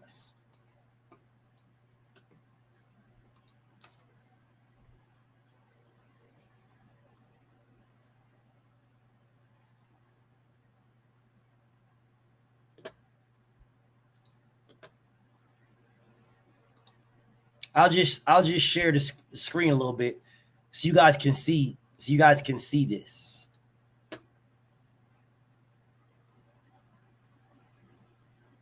These fields, bro, as far as you can see, these opium fields, as far as you can see, bro, in every direction, as far as you can see.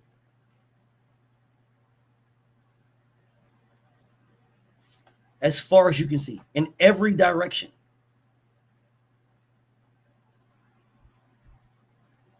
And they had American soldiers protecting these fields. As far as you can see, in every single direction.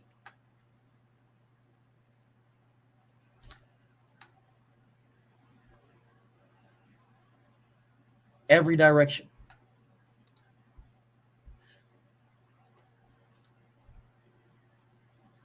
Do you think America, Democrats and Republicans, do you think they want to get rid of the illegal drug business? Why would they want to do that? Your tax money, they only get so much bread from your tax money. That's the reason why they did not and don't want to make marijuana legal, because they make billions of dollars from selling marijuana to you. I know you guys can't be this fucking dumb. Serious. I know you can't be this dumb. America has satellites in space that look down on the world and can see anybody anywhere at any time. But you mean to tell me they don't see the billions and billions and billions of dollars of drugs being smuggled in? Bro, building a wall between America and Mexico is a political thing. It's not reality. It's not reality. That's political. They have infrared satellites that can see the motherfucking people going through the tunnels. I can see your heat. Those drug mules. I can see the drug mules' heat. I have drones that fly up and down constantly. Night vision and heat vision drones. I see what you're doing. Why would I build a wall? Do you guys realize that more drugs come into the United States from the Canadian border than any other border? But we don't care about the Canadian border because those are white people. And there is nothing political that we can do with this because those are white people. You can't go against white people. White people going against white people, how's that going to work? No, you have to tell white people that the enemy, the people that is so bad for you, are immigrants.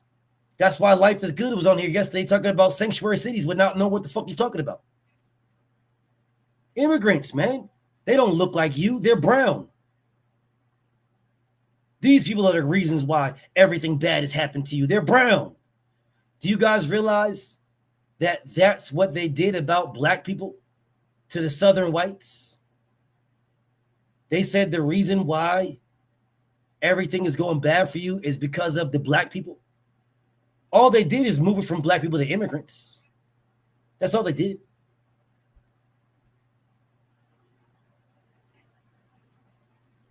Tell some people the reason why your life is fucked up is because of them, and they will absolutely follow every word you say.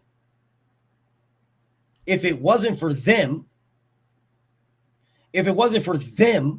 my life would be better if it wasn't for them. So fuck them. I hate immigrants. It's crazy to me why black people listen to this shit. Like, nigga, what the fuck do you think you were? Oh, I'm not an immigrant. I was born right here in America.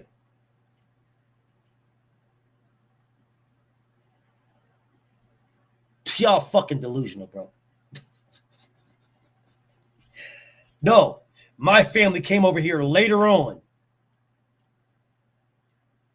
You guys are from slaves, not my family. We're immigrants. We came over here legally. What the fuck is legal immigration in the first place? What is that? What is legal immigration in the first place? What is that? Did America believe in legal immigration when they took California, Arizona, Texas, when they just took it from Mexico? Was it legal immigration? Did we come over here and the Indians say, well, I'm not even going to call them Indians. I'm going to call them natives. When Columbus got over here, did the natives say, hey, wait a minute, hold up, whoa, where's your green card at? Where's your green card? Now, listen, bro, we're accepting all you guys. We're accepting you guys, but, we need to see your green cards now. Make sure you got your green cards, because the last thing we want to do is have you guys some ruthless, drugged, infested white people just running around my country with no green card.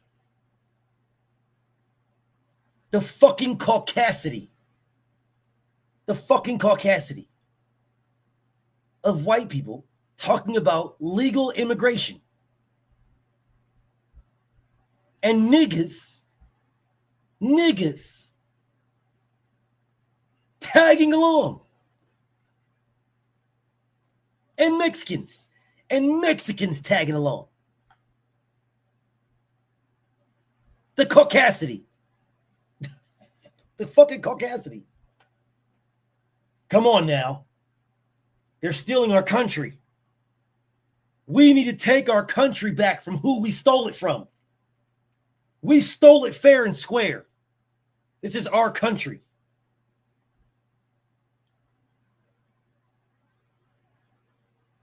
The fucking caucasity. Texas belonged to Mexicans. California belonged to Mexico. Arizona belonged to Mexico. All that big ass sea from California all the way over to Texas, all of that belonged to Mexico. All that shit. That was all Mexican. All that shit in the Grand Canyon, all that shit in the middle, that was all Mexican. All that. Lewis and Clark just walked over there and said, well, you know what? Since I'm the first pearly white man over here, it belongs to me now. Because I walked over here. Although motherfucking Tatanka was all up in that motherfucker. Joe, Tatanka was all over there. Motherfucking Tatanka showed you all these places, but because he showed you, you just took it. And now you motherfuckers is talking about legal immigration. I saw some shit, right? Where this fucking fat white lady, these people asked this fat white lady, they said,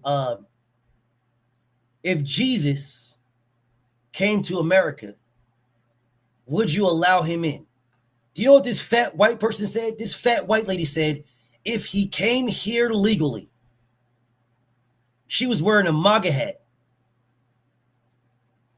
And said, if Jesus came here legally, she would welcome him in.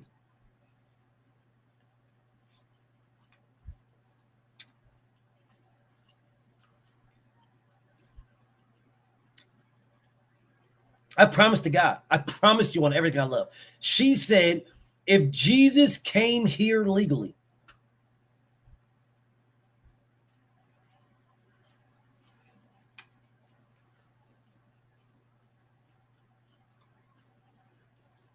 if Jesus came here legally. Facts, Queen. If Jesus ain't a nigga, I don't know what to tell you. Don't know what to tell you.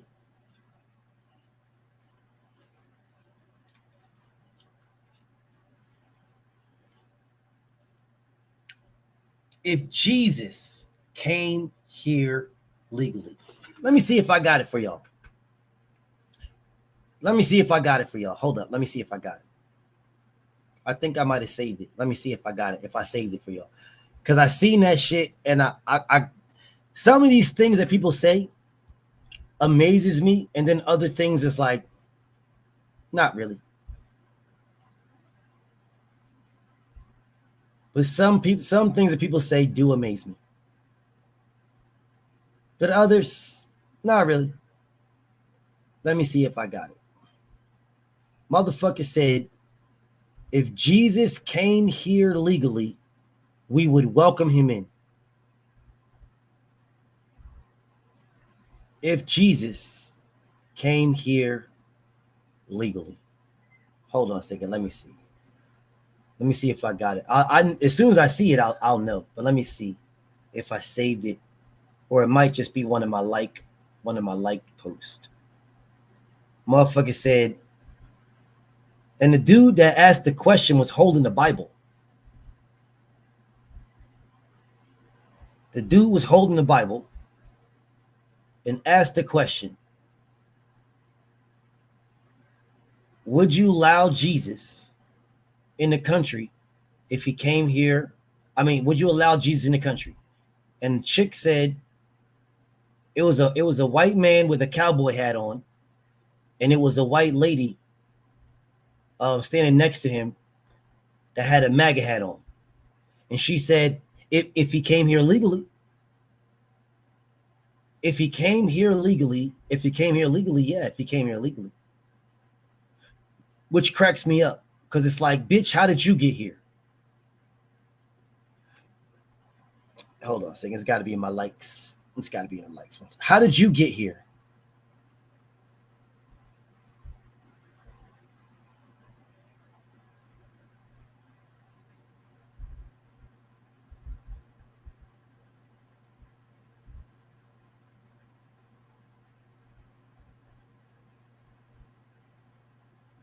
Like, how did you get here, yo?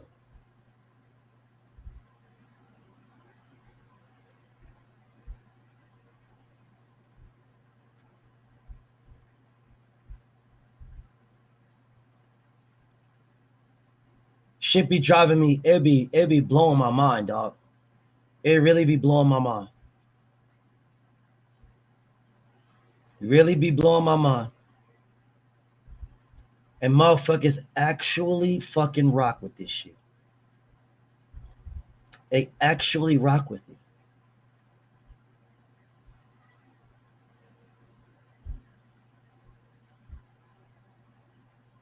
They actually feel like, oh, Raul sent it to me. I see it, Raul.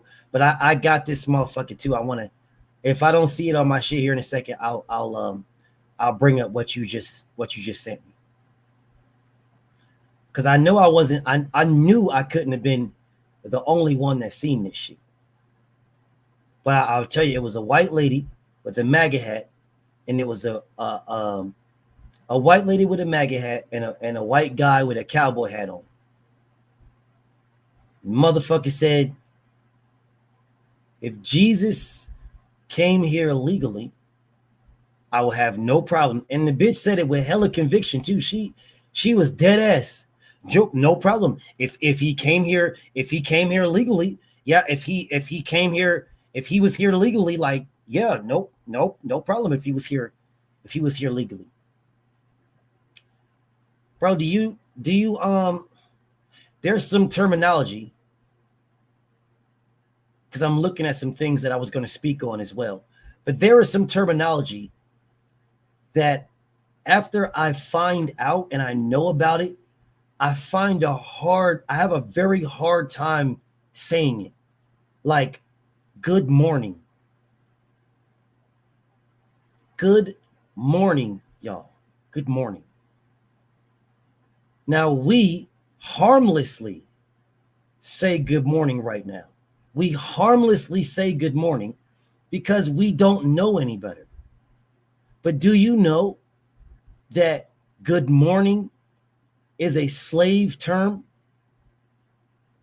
Do you know that the slave owners would kill slaves in front of their children, or children in front of their parents, and the parents, the black slaves, would mourn over them?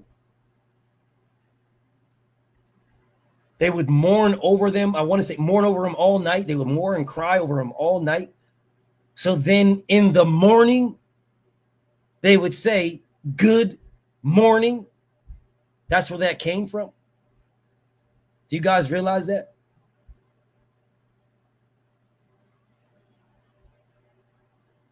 Do you guys realize that that's where that terminology came from?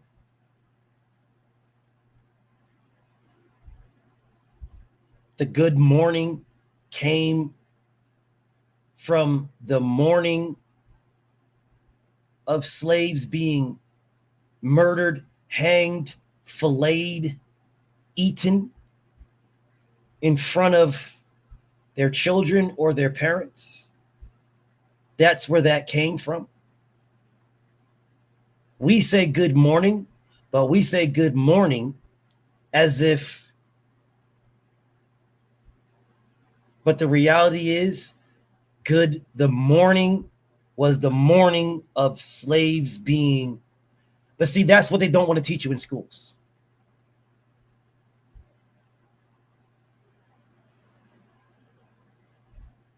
They don't want to show you that in schools. They don't want to talk about that. That's DEI, y'all. That's DEI. That's motherfucking being woke. We're being woke. Jesus was here right now. Oh, yeah, here you go. As long as he went through the proper, as long as he went. As long as he came here legally. As long as Jesus Christ came to this country legally, we would let him in. Gentlemen. Thank you. No, thank you. If Jesus was here right now, would you let him in? As long as he went through the proper, as long as he went. As long as he came here legally. As long as Jesus Christ came to this country legally, we would let him in. Gentlemen. Thank you. No, thank you. If Jesus was here right now, would you let him in? As long as he went through the proper, as long as he went. As long as he came here legally. As long as Jesus Christ came to this country legally, we would let him in. Gentlemen. Thank you. No, thank you. If Jesus was here right now, would you let him in? As long as he went through the proper, as long as he went. As long as he came here legally. As long as Jesus Christ came to this country legally, we would let him in. Gentlemen. Thank you. No. I knew I was going to find it, but since my brother Raul sent it to me. The guy with the cowboy hat and the lady with the white lady with the MAGA hat. As long as Jesus came here legally, then we would let Jesus into America. Yet they go today, right now on Sunday. They're somewhere praying to white Jesus right now. So how in the hell would you know it was Jesus to let Jesus in? Do you realize, for all you religious people, that if Jesus did come back, that he would more than likely come back as the oppressed,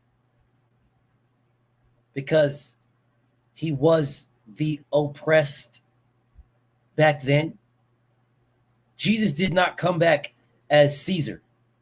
Like Julius Caesar was not Jesus. That was not Yahshua. That was not. But if you let the Republicans tell you, the Republicans tell you all day long. And Jesus said, we have to give to Israel. So I say we should give more to Israel. That's what Ted Cruz will tell you. Man, Ted Cruz will tell you this shit in a heartbeat. And Jesus said to give to Israel. And that's why I'm a part of AIPAC. And we give to Israel. And we could never give enough to Israel because Jesus said so.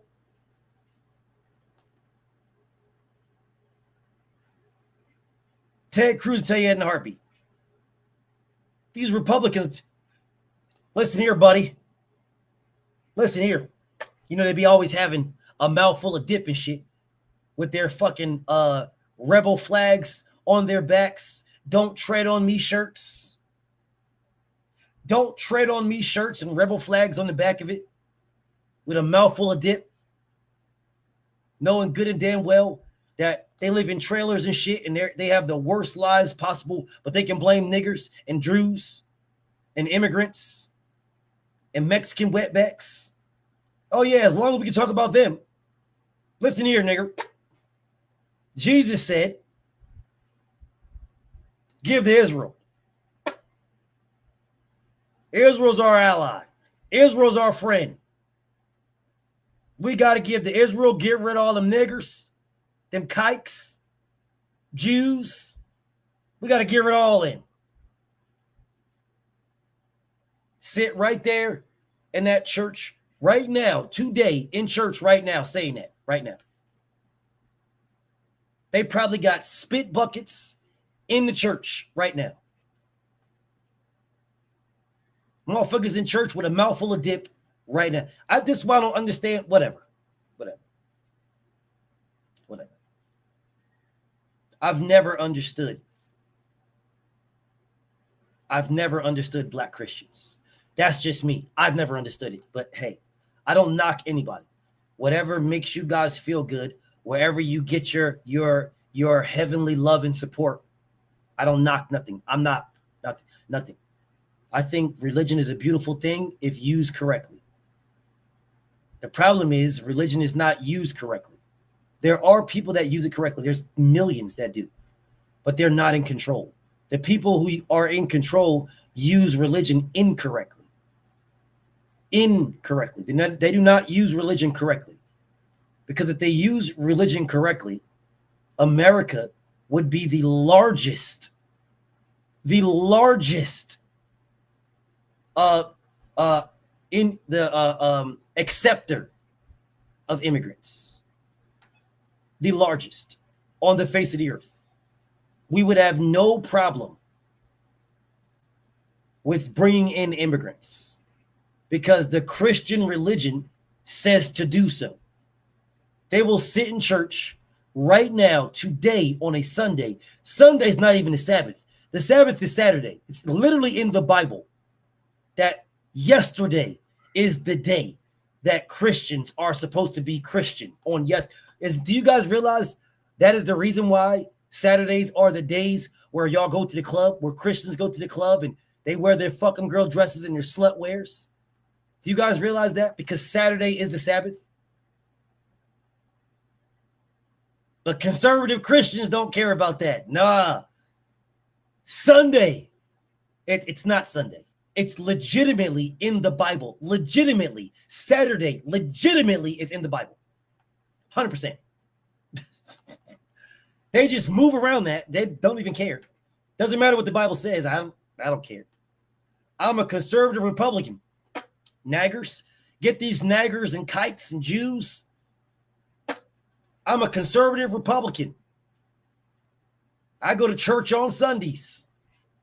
Sundays. That's the day for church. Sundays. Yeah, well, I guess you guys didn't read the Bible. Because if you did, it would tell you it was Saturday. Oh, how ironic. Oh, how ironic. On the day where you're supposed to be resting, on the day where you're supposed to be, in church, on that day is the day you go to the club and suck some dick. On that day is the day where you wear slut wear, where your entire urethra is hanging out, and you go to the club and get mad at niggas for looking at you when your entire booty hole is hanging out. The whole booty hole. The whole thing. And you think I can wear whatever I want to wear. You don't have the audacity to look at me. You're creepy. You're weird. You're so weird for looking at me. So what if my entire booty hole and vagina is hanging out? So I can wear what I want to wear. You're weird and creepy. This is why I don't go out. I don't want to be around any of these people. This is why I stay in the house, bro. I'm a homebody.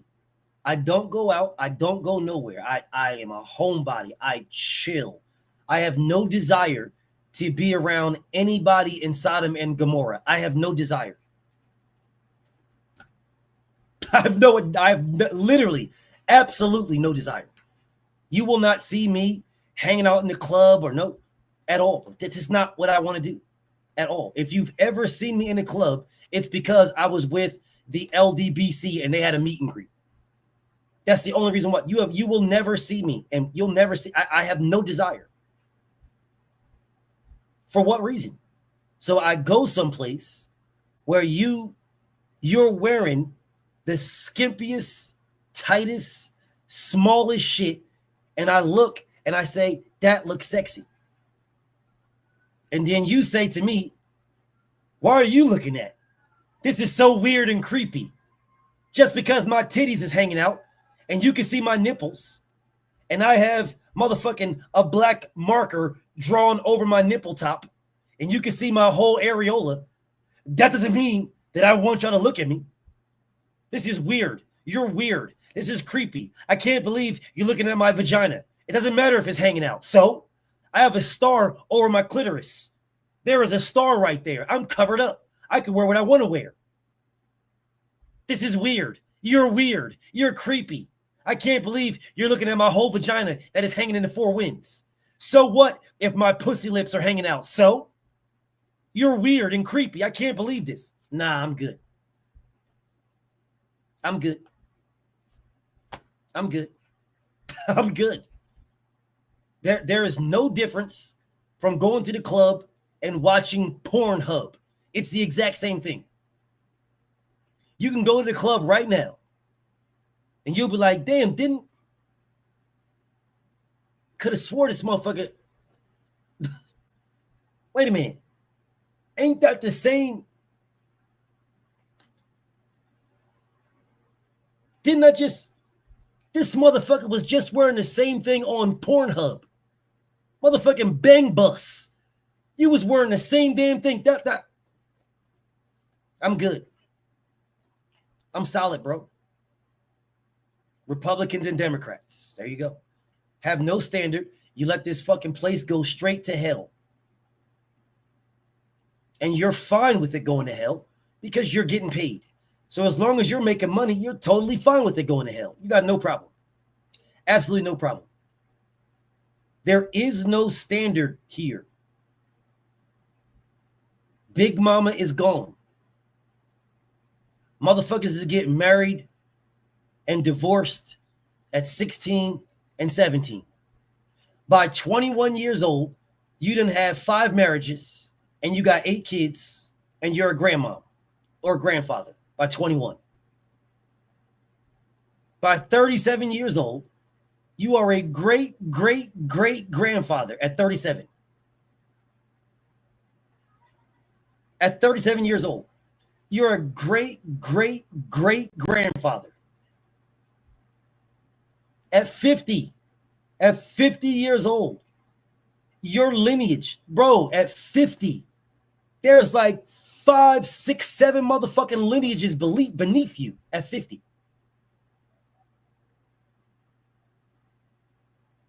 This place, and then I sit around and I look and I research and I read and it's like, bro, this is why I say common sense politics. Common sense politics.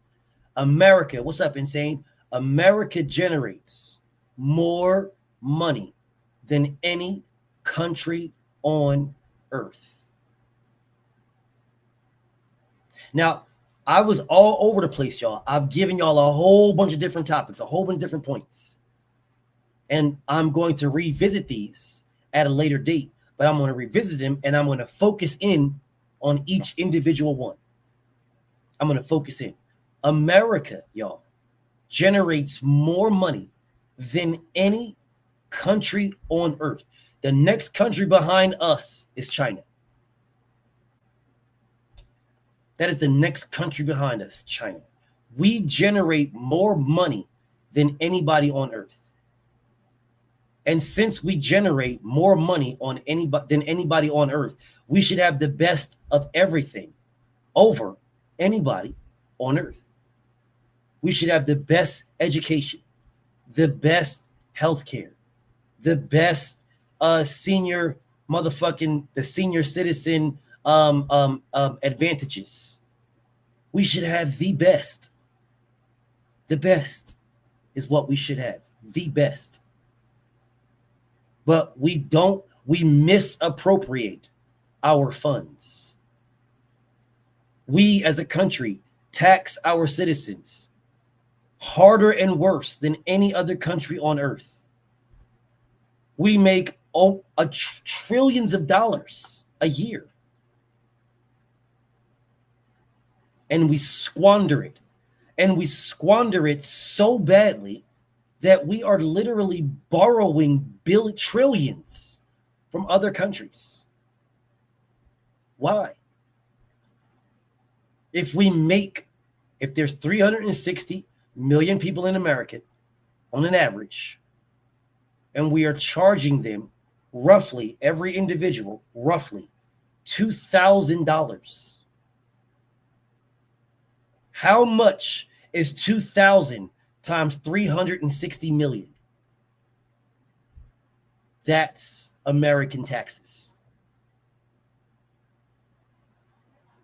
That is American taxes, y'all. $2,000 times 360 million. That is the amount of revenue that America, on average, brings in per year. It's actually more than that, but that's per month. But let's just say per year. So if you're bringing that in per year, how do we not have universal health care? How do we not have free college? How do we not have 80 to 90 cent gas? How do we not? If us as a country is being taxed, how do we have a national debt? How do we have a debt? Who are we in debt to? How the fuck can we have a trade war with China and then owe China like $40 trillion? How are we in a trade war? We owe them trillions. We owe Saudi Arabia trillions. How are we in debt to motherfuckers trillions and trillions of dollars and then say,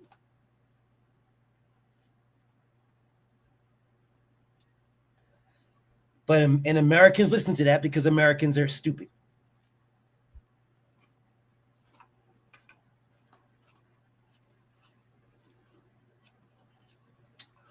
We're just going to raise the debt ceiling.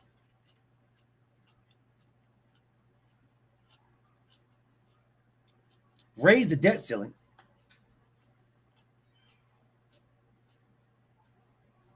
So we're going to raise the debt ceiling to $40 trillion because that's how much money we want to be able to borrow from somebody else. But the people we're borrowing $40 trillion from use the American dollar. They use our dollar.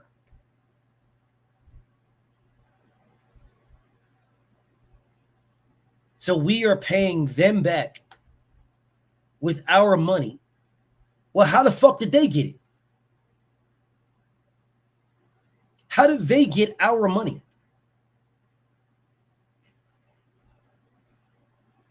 Do you know we could never pay back the interest? We can never pay the debt back. We pay more in interest than we do in principal. We can never pay the debt back. Never. Ever. And Democrats are so fucking stupid. Republicans get in office and raise the debt every single time. Every single time. Every single time. Every single time Republicans get in, they talk about conservative and fiscal responsibility, financial responsibilities, and all this shit. And then they boost the fucking debt through the ceiling. Democrats get in, get the shit under control. Sometimes, and some of them, like Clinton, had a surplus. Republicans come in, spend all the surplus, raise it again, and talk about being conservative. And they do it every 4 years. It's the exact same thing every 4 years. And Americans are so fucking stupid that the Democrats, they're so fucking dumb. They'll get in this bitch and talk about bringing down the debt and blah, blah, blah, while the Republicans will shit on them all through Congress, all in the Senate. We got to be responsible with our debt because we owe so much and we got to be responsible. The government is too big and yada, yada, yada, and blah, blah, blah. Yes, the Democrats are the original Republicans and the Republicans are the original Democrats. They just switch places. And the reason why they switch places is because when the Democrats were the slave owners, the Democrats realized that in order for us to get victories, we got to blend in with these niggas. We got to blend in with them. So the Democrats started to, the slave owners, the slave owning Democrats, they wanted to blend in because they all look white. If you take a white man, a Ukrainian, a German, a Ukrainian, an Italian, a Slovakian, a Russian, and you put them, a Scottish guy, and you put them all in the same room now, and tell them don't say a fucking word. Walk into that room and try to pick them out. Good luck.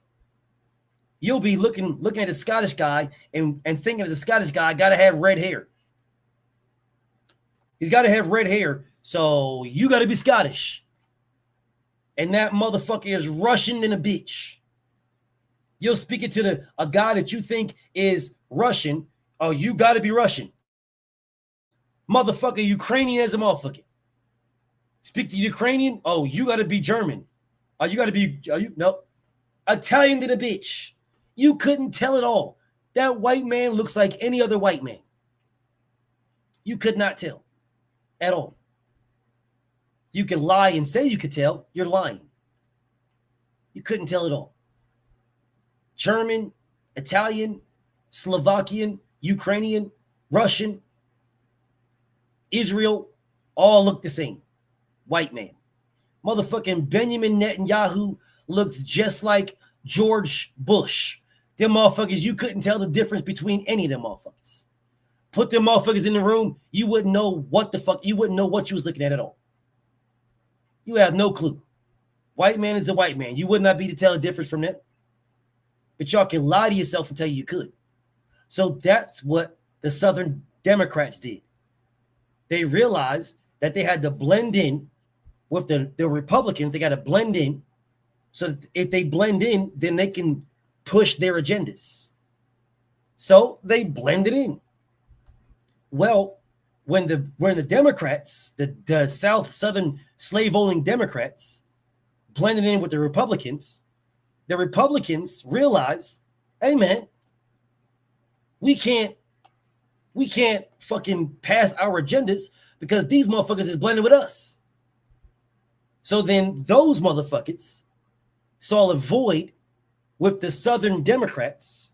They saw a void because, the Southern Democrats were going to the North to blend in to get their agendas pushed, right? So when they went up there to blend in, they started out all kinds of fucked up. All kinds of fucked up. They were straight garbage. And the Republicans in the North weren't getting their agendas pushed because they were blended in with people who used to be Democrats.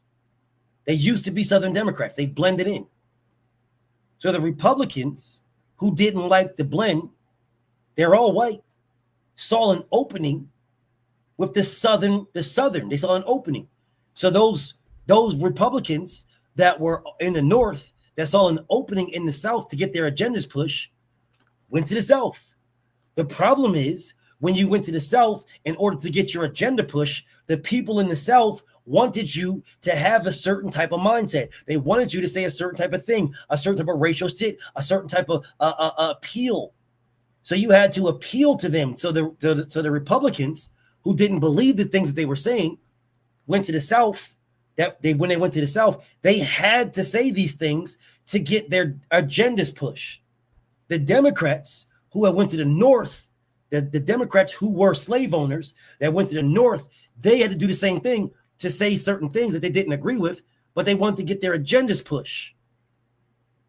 So when they went to the North saying certain things to get their agendas pushed, and the Republicans went to the South saying certain things to get their agendas pushed, they had kids. The kids don't realize that you motherfuckers is lying and just saying things to push an agenda. They don't realize it. They think you're telling the truth. So the kids that listen to their racist daddies saying things that aren't racist, they're all inclusive because their racist daddies want to get their agendas pushed and they want to use niggas and Mexicans and others to do it. So because they want to use them, and at that time it was Italians too. They didn't like Italians at that time, right? They called them Dagos and Wops with their greasy hair and shit like that. They were racist against Italians too. Whole different story. But then they want to use that. So the kids that see their dads speaking things that their dads don't believe, their kids believe it. Their kids are now Democrats that believe the lies that their dads are telling to get the fucking agendas pushed, and vice versa with Republicans. Vice versa. How do you guys think children know how to speak English or Japanese or Chinese or whatever. Because they listen to people, they listen to their parents and the people around them. Bro, children are the absolute smartest humans on earth because they can pick up a language and understand it by hearing it. Once you get older, you got to go to school. You got to do all this shit. As a child, you're good. As a child, you could just listen to motherfuckers speaking Spanish. Yo quiero Taco Bell like a motherfucker. Next thing you know, you speak Spanish like a motherfucker. Speak Spanish like a motherfucker. There ain't no difference in saying. There ain't no difference. But anyways, you're speaking Spanish like a motherfucker. You listen to motherfuckers speaking English. Next thing you know, you're speaking English like a motherfucker. You're just speaking English.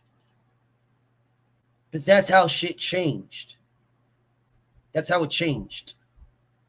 Motherfuckers from the South that wanted to go and get their agendas pushed. They needed more people in the North to push it. So they went up there and they lied. They told things that they didn't really believe. They didn't really believe, but they said them anyway to get their agendas pushed, and vice versa. The motherfucking Republicans that were not racist, but some of them owned slaves, some of them were racist. They went to the South, and because there was a void, and they wanted to push their agenda because there was a void, but because they wanted to push their agenda, they needed to say things that they didn't believe in. And their kids heard them, and their kids tagged along. There's your switch. It's not difficult. It's not difficult at all. But people act like they make it difficult. Oh, no, it was this and it was that. No, it was kids. It was kids. Kids. It was kids. How about racism not about color? Well, I don't know who told you that.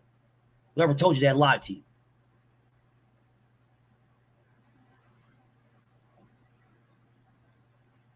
Whoever told you that lied to you.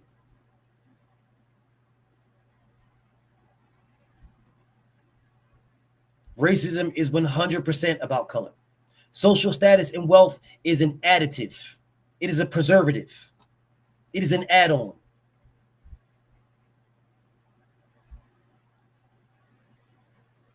It is 100% about your color. For sure, for sure. For sure, for sure. Absolutely. Just a question. I got you. But whoever said that is lying.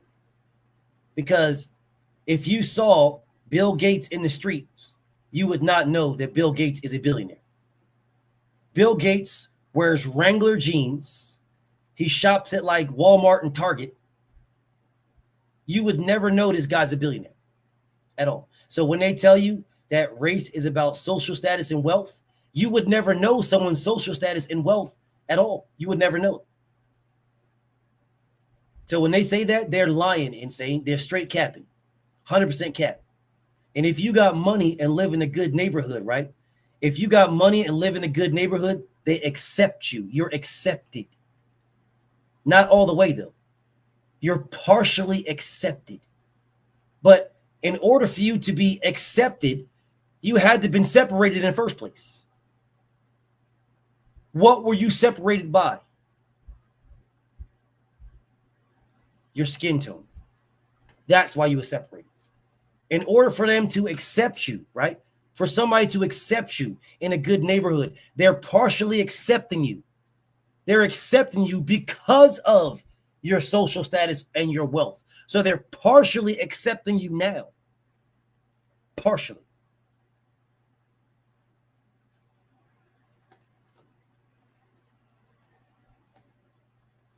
Before that, they had no idea whether you had money. They had no idea whether you had social status. They had no idea at all. They would not accept Oprah Winfrey right now. They accept Oprah Winfrey because she's the richest black woman on earth. They fully accept her. she still needs to be accepted. Nobody gonna accept if some white man or some white lady moved into an affluent neighborhood. Nobody's saying, "Oh, wait a minute. Hold on a second, bro. We gotta hold up a second, bro. We gotta figure something out. How much money do they got? I don't know." No, you're welcome. There's a difference from being welcomed and accepted. If you're welcomed because you fit in already. If you're accepted, then that means there's a reason that you weren't accepted before. Welcomed and accepted are two different things. They're two different things. I'm going to accept this person. I'm not going to accept this person. I'll accept this black person right here. This black person wears suits. He speaks with the proper Kang's English. He has a 6-figure job. I did my research on this darky. Did my research. They're Christian conservatives. We can accept them in our neighborhood. We got to keep an eye on them, but we can accept them. But this nigger right here is a Muslim. Now, he might be filthy rich, but he's a Muslim. We can't trust terrorists in our neighborhood. There is a difference. Accepted and welcomed are two different things. They're two different things. I accept one person, not welcoming. I welcome people who look like me. I welcome people who are, they don't make me feel threatened. Yeah, I feel good that I can let my kids play outside amongst Sally Sue and Jimmy Jam.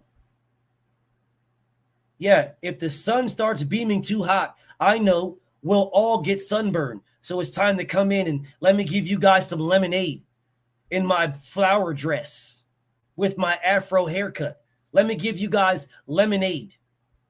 Let's all sit around the tube. Let's sit around the tube and watch Pee Wee Herman, and I'll hand out lemonade. Yeah, it's fine. Yeah, I accept these white people in my house. Oh, yes, acceptable. This is acceptable. I welcome this. I welcome this. I welcome it. You guys are welcomed. No problem. You are welcomed in. No problem. I know you're not going to steal my pottery and forks if I let you come, if I welcome you in my house. See, black people have to be accepted. Mexicans have to be accepted. I don't know. Hey, Paco, we don't have guacamole. Sorry, we're fresh out. They'll say shit like that. Sure, you can come in. Sure, listen, bro, you're my black friend. Sure, you can come in. I'm accepting you. Sure, come on in. We don't have chicken today, but sure, come on in. No chicken. We ain't got no chicken. Then mysteriously, when you're accepted, when you go around somebody, all of a sudden, these motherfuckers is saying crazy shit, trying to be hip. Saying shit like, oh, I'm hip. I'm down, bro. I'm down, bro. Yeah, that's when you're trying to accept somebody because you accepting them and they want you to accept them back. You're not welcomed. That's accepted. Come on, bro. I'm down. I know the lingo. Jive turkey. I know the lingo.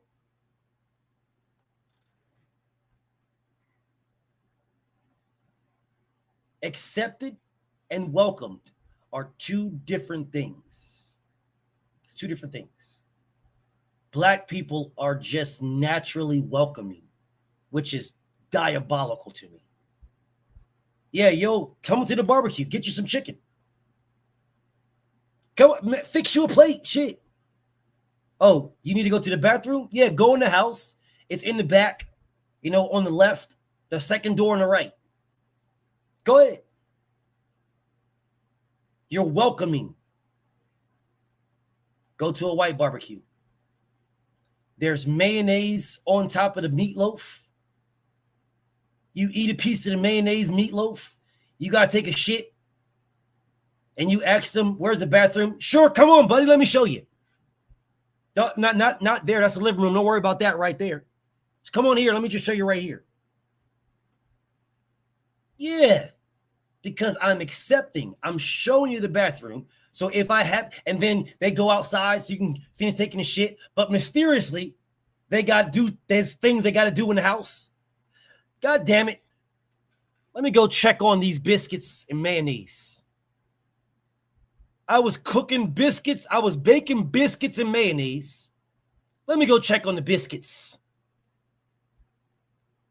Gosh golly me. Gosh golly me. They always got to go check on things. Bro, you just was in the house to take a shit, bro. Because you ate mayonnaise and meatloaf and you went in the house to take a shit. But now mysteriously, they going back and forth in the house now, just checking on things. Man, did I leave the fan on? Because they want to make sure you don't steal something. They want to make sure you don't steal. And then when you leave and shit, nigga give you a hug and pat your pockets. Oh, my bad. Did you want a plate? I didn't see you take no plates with you. And I just wanted to make sure, if you want to take a plate, that we got plastic plates. I didn't want you to take my china or nothing like that. I wanted to make sure you took a plastic plate. Because you're accepted, not welcomed.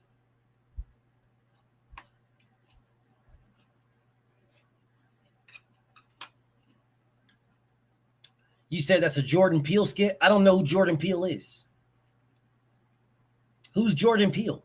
What's up, Abel? I don't know who that is, but I'll look him up, though. Yeah, I don't know who Jordan Peele is.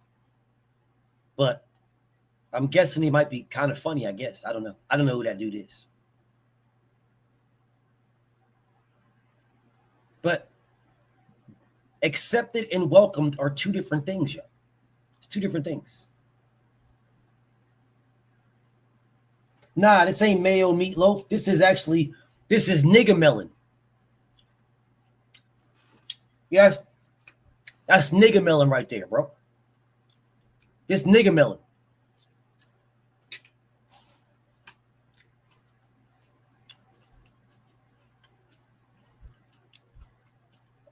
That's that nigga melon right there. But anyways, I'll get back to this, right? I got about 18 more minutes. Mind you now, I'm all over the place. But I'm all over the place for a reason. Because I'm setting the table, y'all. I'm setting the table for the things that I'm going to speak about in the future. Hey, FYI, y'all. This background, y'all like this background?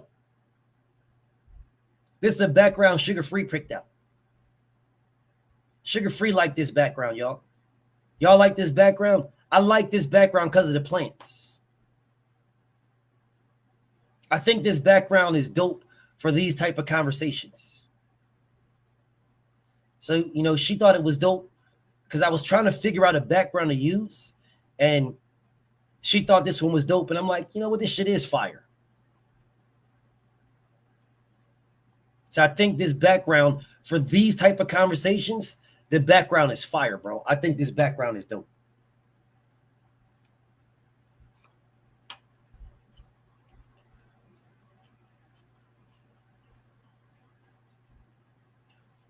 But anyway, so let me get back to this now. Because what I'm trying to do, y'all, is I'm trying to have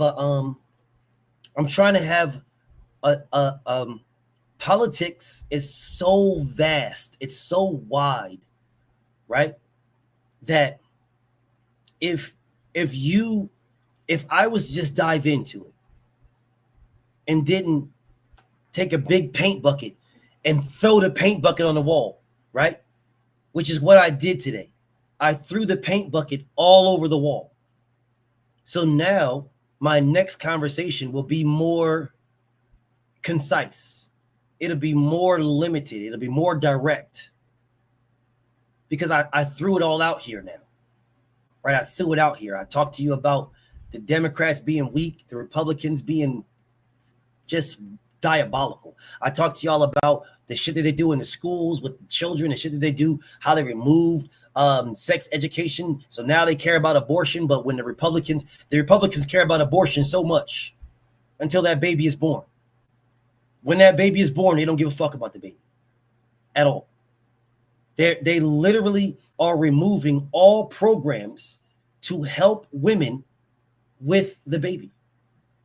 They're removing programs. They're cutting funds for it. So they want you to have the baby, and then they're cutting funds so that the baby, the easiest route for success for the baby is negativity. The easiest route. Do you know what that does? That pushes the baby. It pipes the baby into a life of crime. The life of crime pipes the baby into the prison system. The prison system is a revolving door that pipes millions to everybody else. If that child doesn't go through the prison system and actually goes through the regular school system, well, then it pipes them to serious debt that then goes to the rich people again. The rich people get the money because you're now in debt from school to the rich people. So it pipelines you to that. It either pipelines you to jail, it pipelines you into the school system, which is the debt, right? Because y'all motherfuckers can't afford that shit. So you got to take out these student loans, paying hundreds and thousands of dollars to everybody else. That gets pipelined. That gets pipelined to other rich people, right? So you now have the jail system pipeline. You have the student loan pipeline. Even if you get a good ass college education, these guys are not walking around here making millions of dollars because they got college educations. The people with college educations are the managers at Walmart, or the managers at 7-Eleven, or the managers at McDonald's or Burger King or Pizza Hut. They're just the manager. You might get you an IT job. You might get something. You might get you an oil job or something like that. You might, but they're so far and few in between, right? You're so far and few in between that it just leads you to a revolving door of trying to get jobs and use your degree to get jobs and shit like that. But your jobs get you making probably $6,000 a month, which then you pay $2,000 a month in taxes. A month, $2,000 a month. You're getting into that pipeline, and that is not the majority, but that's a big group of people. The majority is pipelining into jail. That's the majority. And there's a big group of people that are in the middle that get a high school education, right? And now you got to figure out where you go from there. There's the people that can move on and get a college education. That's a smaller piece. The people that you have the pipeline to jail, you have the pipeline to college, and you have the pipeline, which is the bigger pipeline, that graduate high school and don't know what they're doing. Those people right there are the people that end up like me in the military, or end up, working at some job you don't want to work at just to fucking survive. Those people. You have the people who have family members who have been into things. Yeah, there is no trade schools, though. There should be, and there could be. But do you know what they did with trade schools? They made them a lineage thing. Politics is a trade school. They made it a lineage thing. You know people, or you have family in it. Nancy Pelosi's nephew, I think, is Governor Newsom. It's some shit like that. They're definitely related. They're definitely related. A lot of these motherfuckers, you are related, or your family friends that get you in positions. It is not about what you know. It is not about being a college grad. It is not about any of that. It's about who you know, not what you know, who you know. Those trade schools, the trade schools are so trash because you're not in the school that you want to be in. They put you in these things because your dad was in it, or your grandfather, or your uncle, or your cousin, or your brother. They get you in. And they get you in, and you look at this job as a job that you're doing to survive. You don't look at this job like I look at YouTube. I love this. This isn't a job for me. This is a passion. And that's why I can articulate things. That's why I can speak about things the way I do, because it's a passion.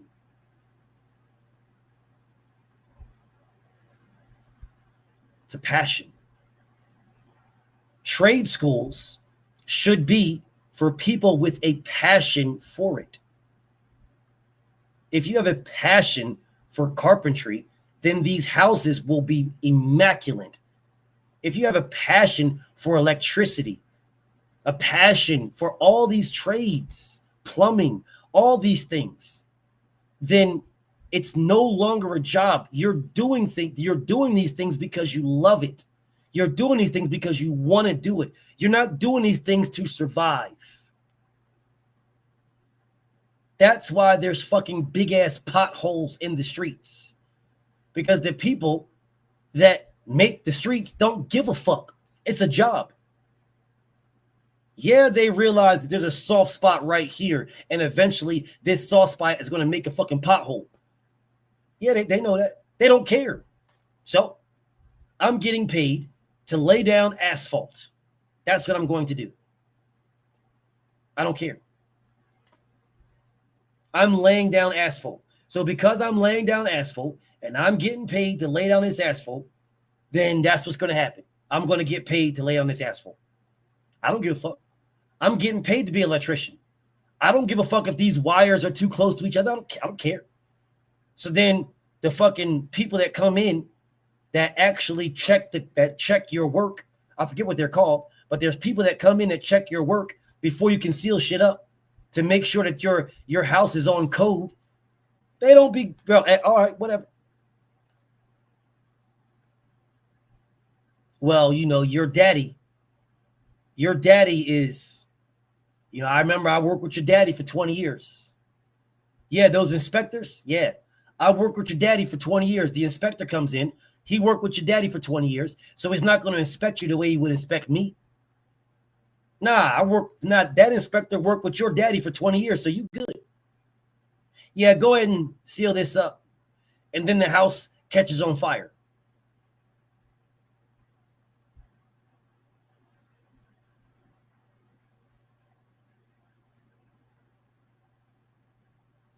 It starts at home. It goes into trades.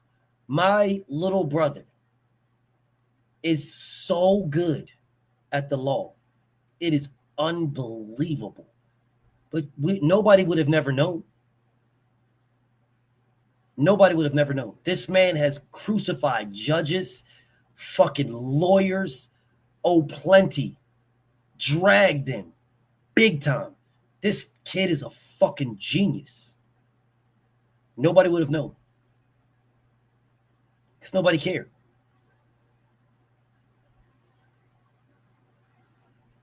She didn't know either. But did you know what this kid's passion was? Reading the dictionary. Reading thesauruses. That was his passion.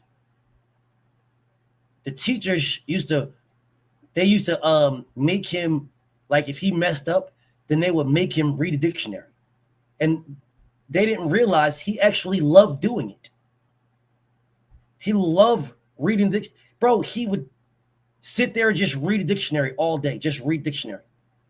He fucking loved reading the dictionary. His vocabulary is extremely extensive. He loved reading the dictionary. He loved reading thesauruses. Bro, if you were to have a conversation with him right now and you say things that are not grammatically correct, he corrects you all the time. Or he has an issue where he'd be like, if I'm speaking to him and I say something that's not correct, he'd be like, that's not really how you use that. Dead ass serious right now. Right now. There, bro, I promise you, bro. There isn't people, these politicians, they really couldn't talk to him. They couldn't talk to him. Seriously, all jokes aside, they couldn't talk to him. At all. His knowledge on words is too extensive. Yes, he writes. Absolutely writes. Bro, he'd be writing like, there's a thing that you have to do. I forget what the name is, but when when you do law, there's things that you have to write to send to like judges and shit like that. And they got to read those things to compare others, where when he does these things, like they'll do like a 15-page something. He'll do a 51-page or a 91-page thing where he lays it, a summary, and he lays it all in 91 page, 51, 91 pages. They're doing 15 pages. They're getting paid ridiculous bread. He does 51 pages, 91 pages. It's so articulate that the judges need time to research what he does. This is God's honest truth. The God's honest truth. The judges need time to research what he does to make sure that they're on. He scolds judges, not like disrespects them or degrades them. He just had a court case a couple of weeks ago where they're trying to, it was like a multi-$100,000 court case. And they were trying to get him to like scrap the case, and he won't do it. So they were trying to, he's like, nah, y'all niggas is paying. I don't give a fuck which one of y'all motherfuckers is paying. You're paying all the lawyer fees, you're paying everything. And they're trying to go around him, but he's not allowing them to do it. So they're trying to send it to the appellate, and he's like, go ahead. Go ahead. You guys are just adding more money. The best thing you can do is just pay this shit now. Just pay this shit now, because if you send it to the appellate, you're just adding more money to what you're going to owe. You're just adding more money. If that's what you want to do, rock on. Rock on.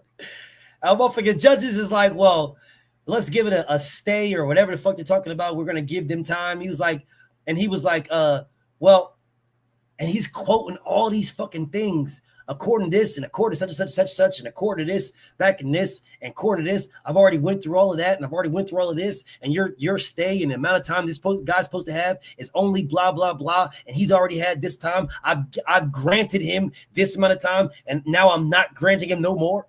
I'm sitting here like, damn, this nigga's no law degree. No degree. He did this all on his own. All on his own. Took the test and passed the bar. All on his own. You know, anybody can take the test. Did his own work, did his own test, his own everything. Passed that shit. With no college. He didn't even finish high school. He's just ridiculously smart, and law is his passion. He didn't even finish high school, bro. Didn't finish high school. He couldn't do certain things because of some trouble that he was in. So there is a thing that's underneath a lawyer. I forget what it's called, but it's people that do all the paperwork. They do all the paperwork. They do all the work, right? I forget, there's a terminology for them where they go do all the work, they study, they know everything, and then they brief or write a summary to the lawyer for the lawyer to argue it. The lawyer argues it, but they are under the lawyer. where they do all the work and they know everything. There's a terminology for them. I forget the name of it, but that's what he does. He's extremely good at it. Extremely good. Like ridiculous, bro. He done took, I don't know how many cases to like state Supreme Courts, the Supreme Court.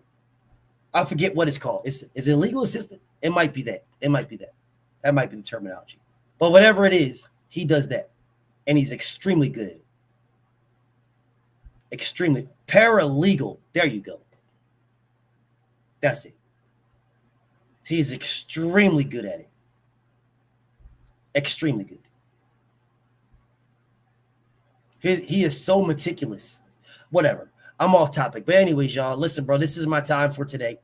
We'll get into this another time. I'll set up a time period where I speak about these things. I'm going to break down Israel. I'm going to break down the school system. I'm going to break down motherfucking taxes. I'm going to break down these type of things.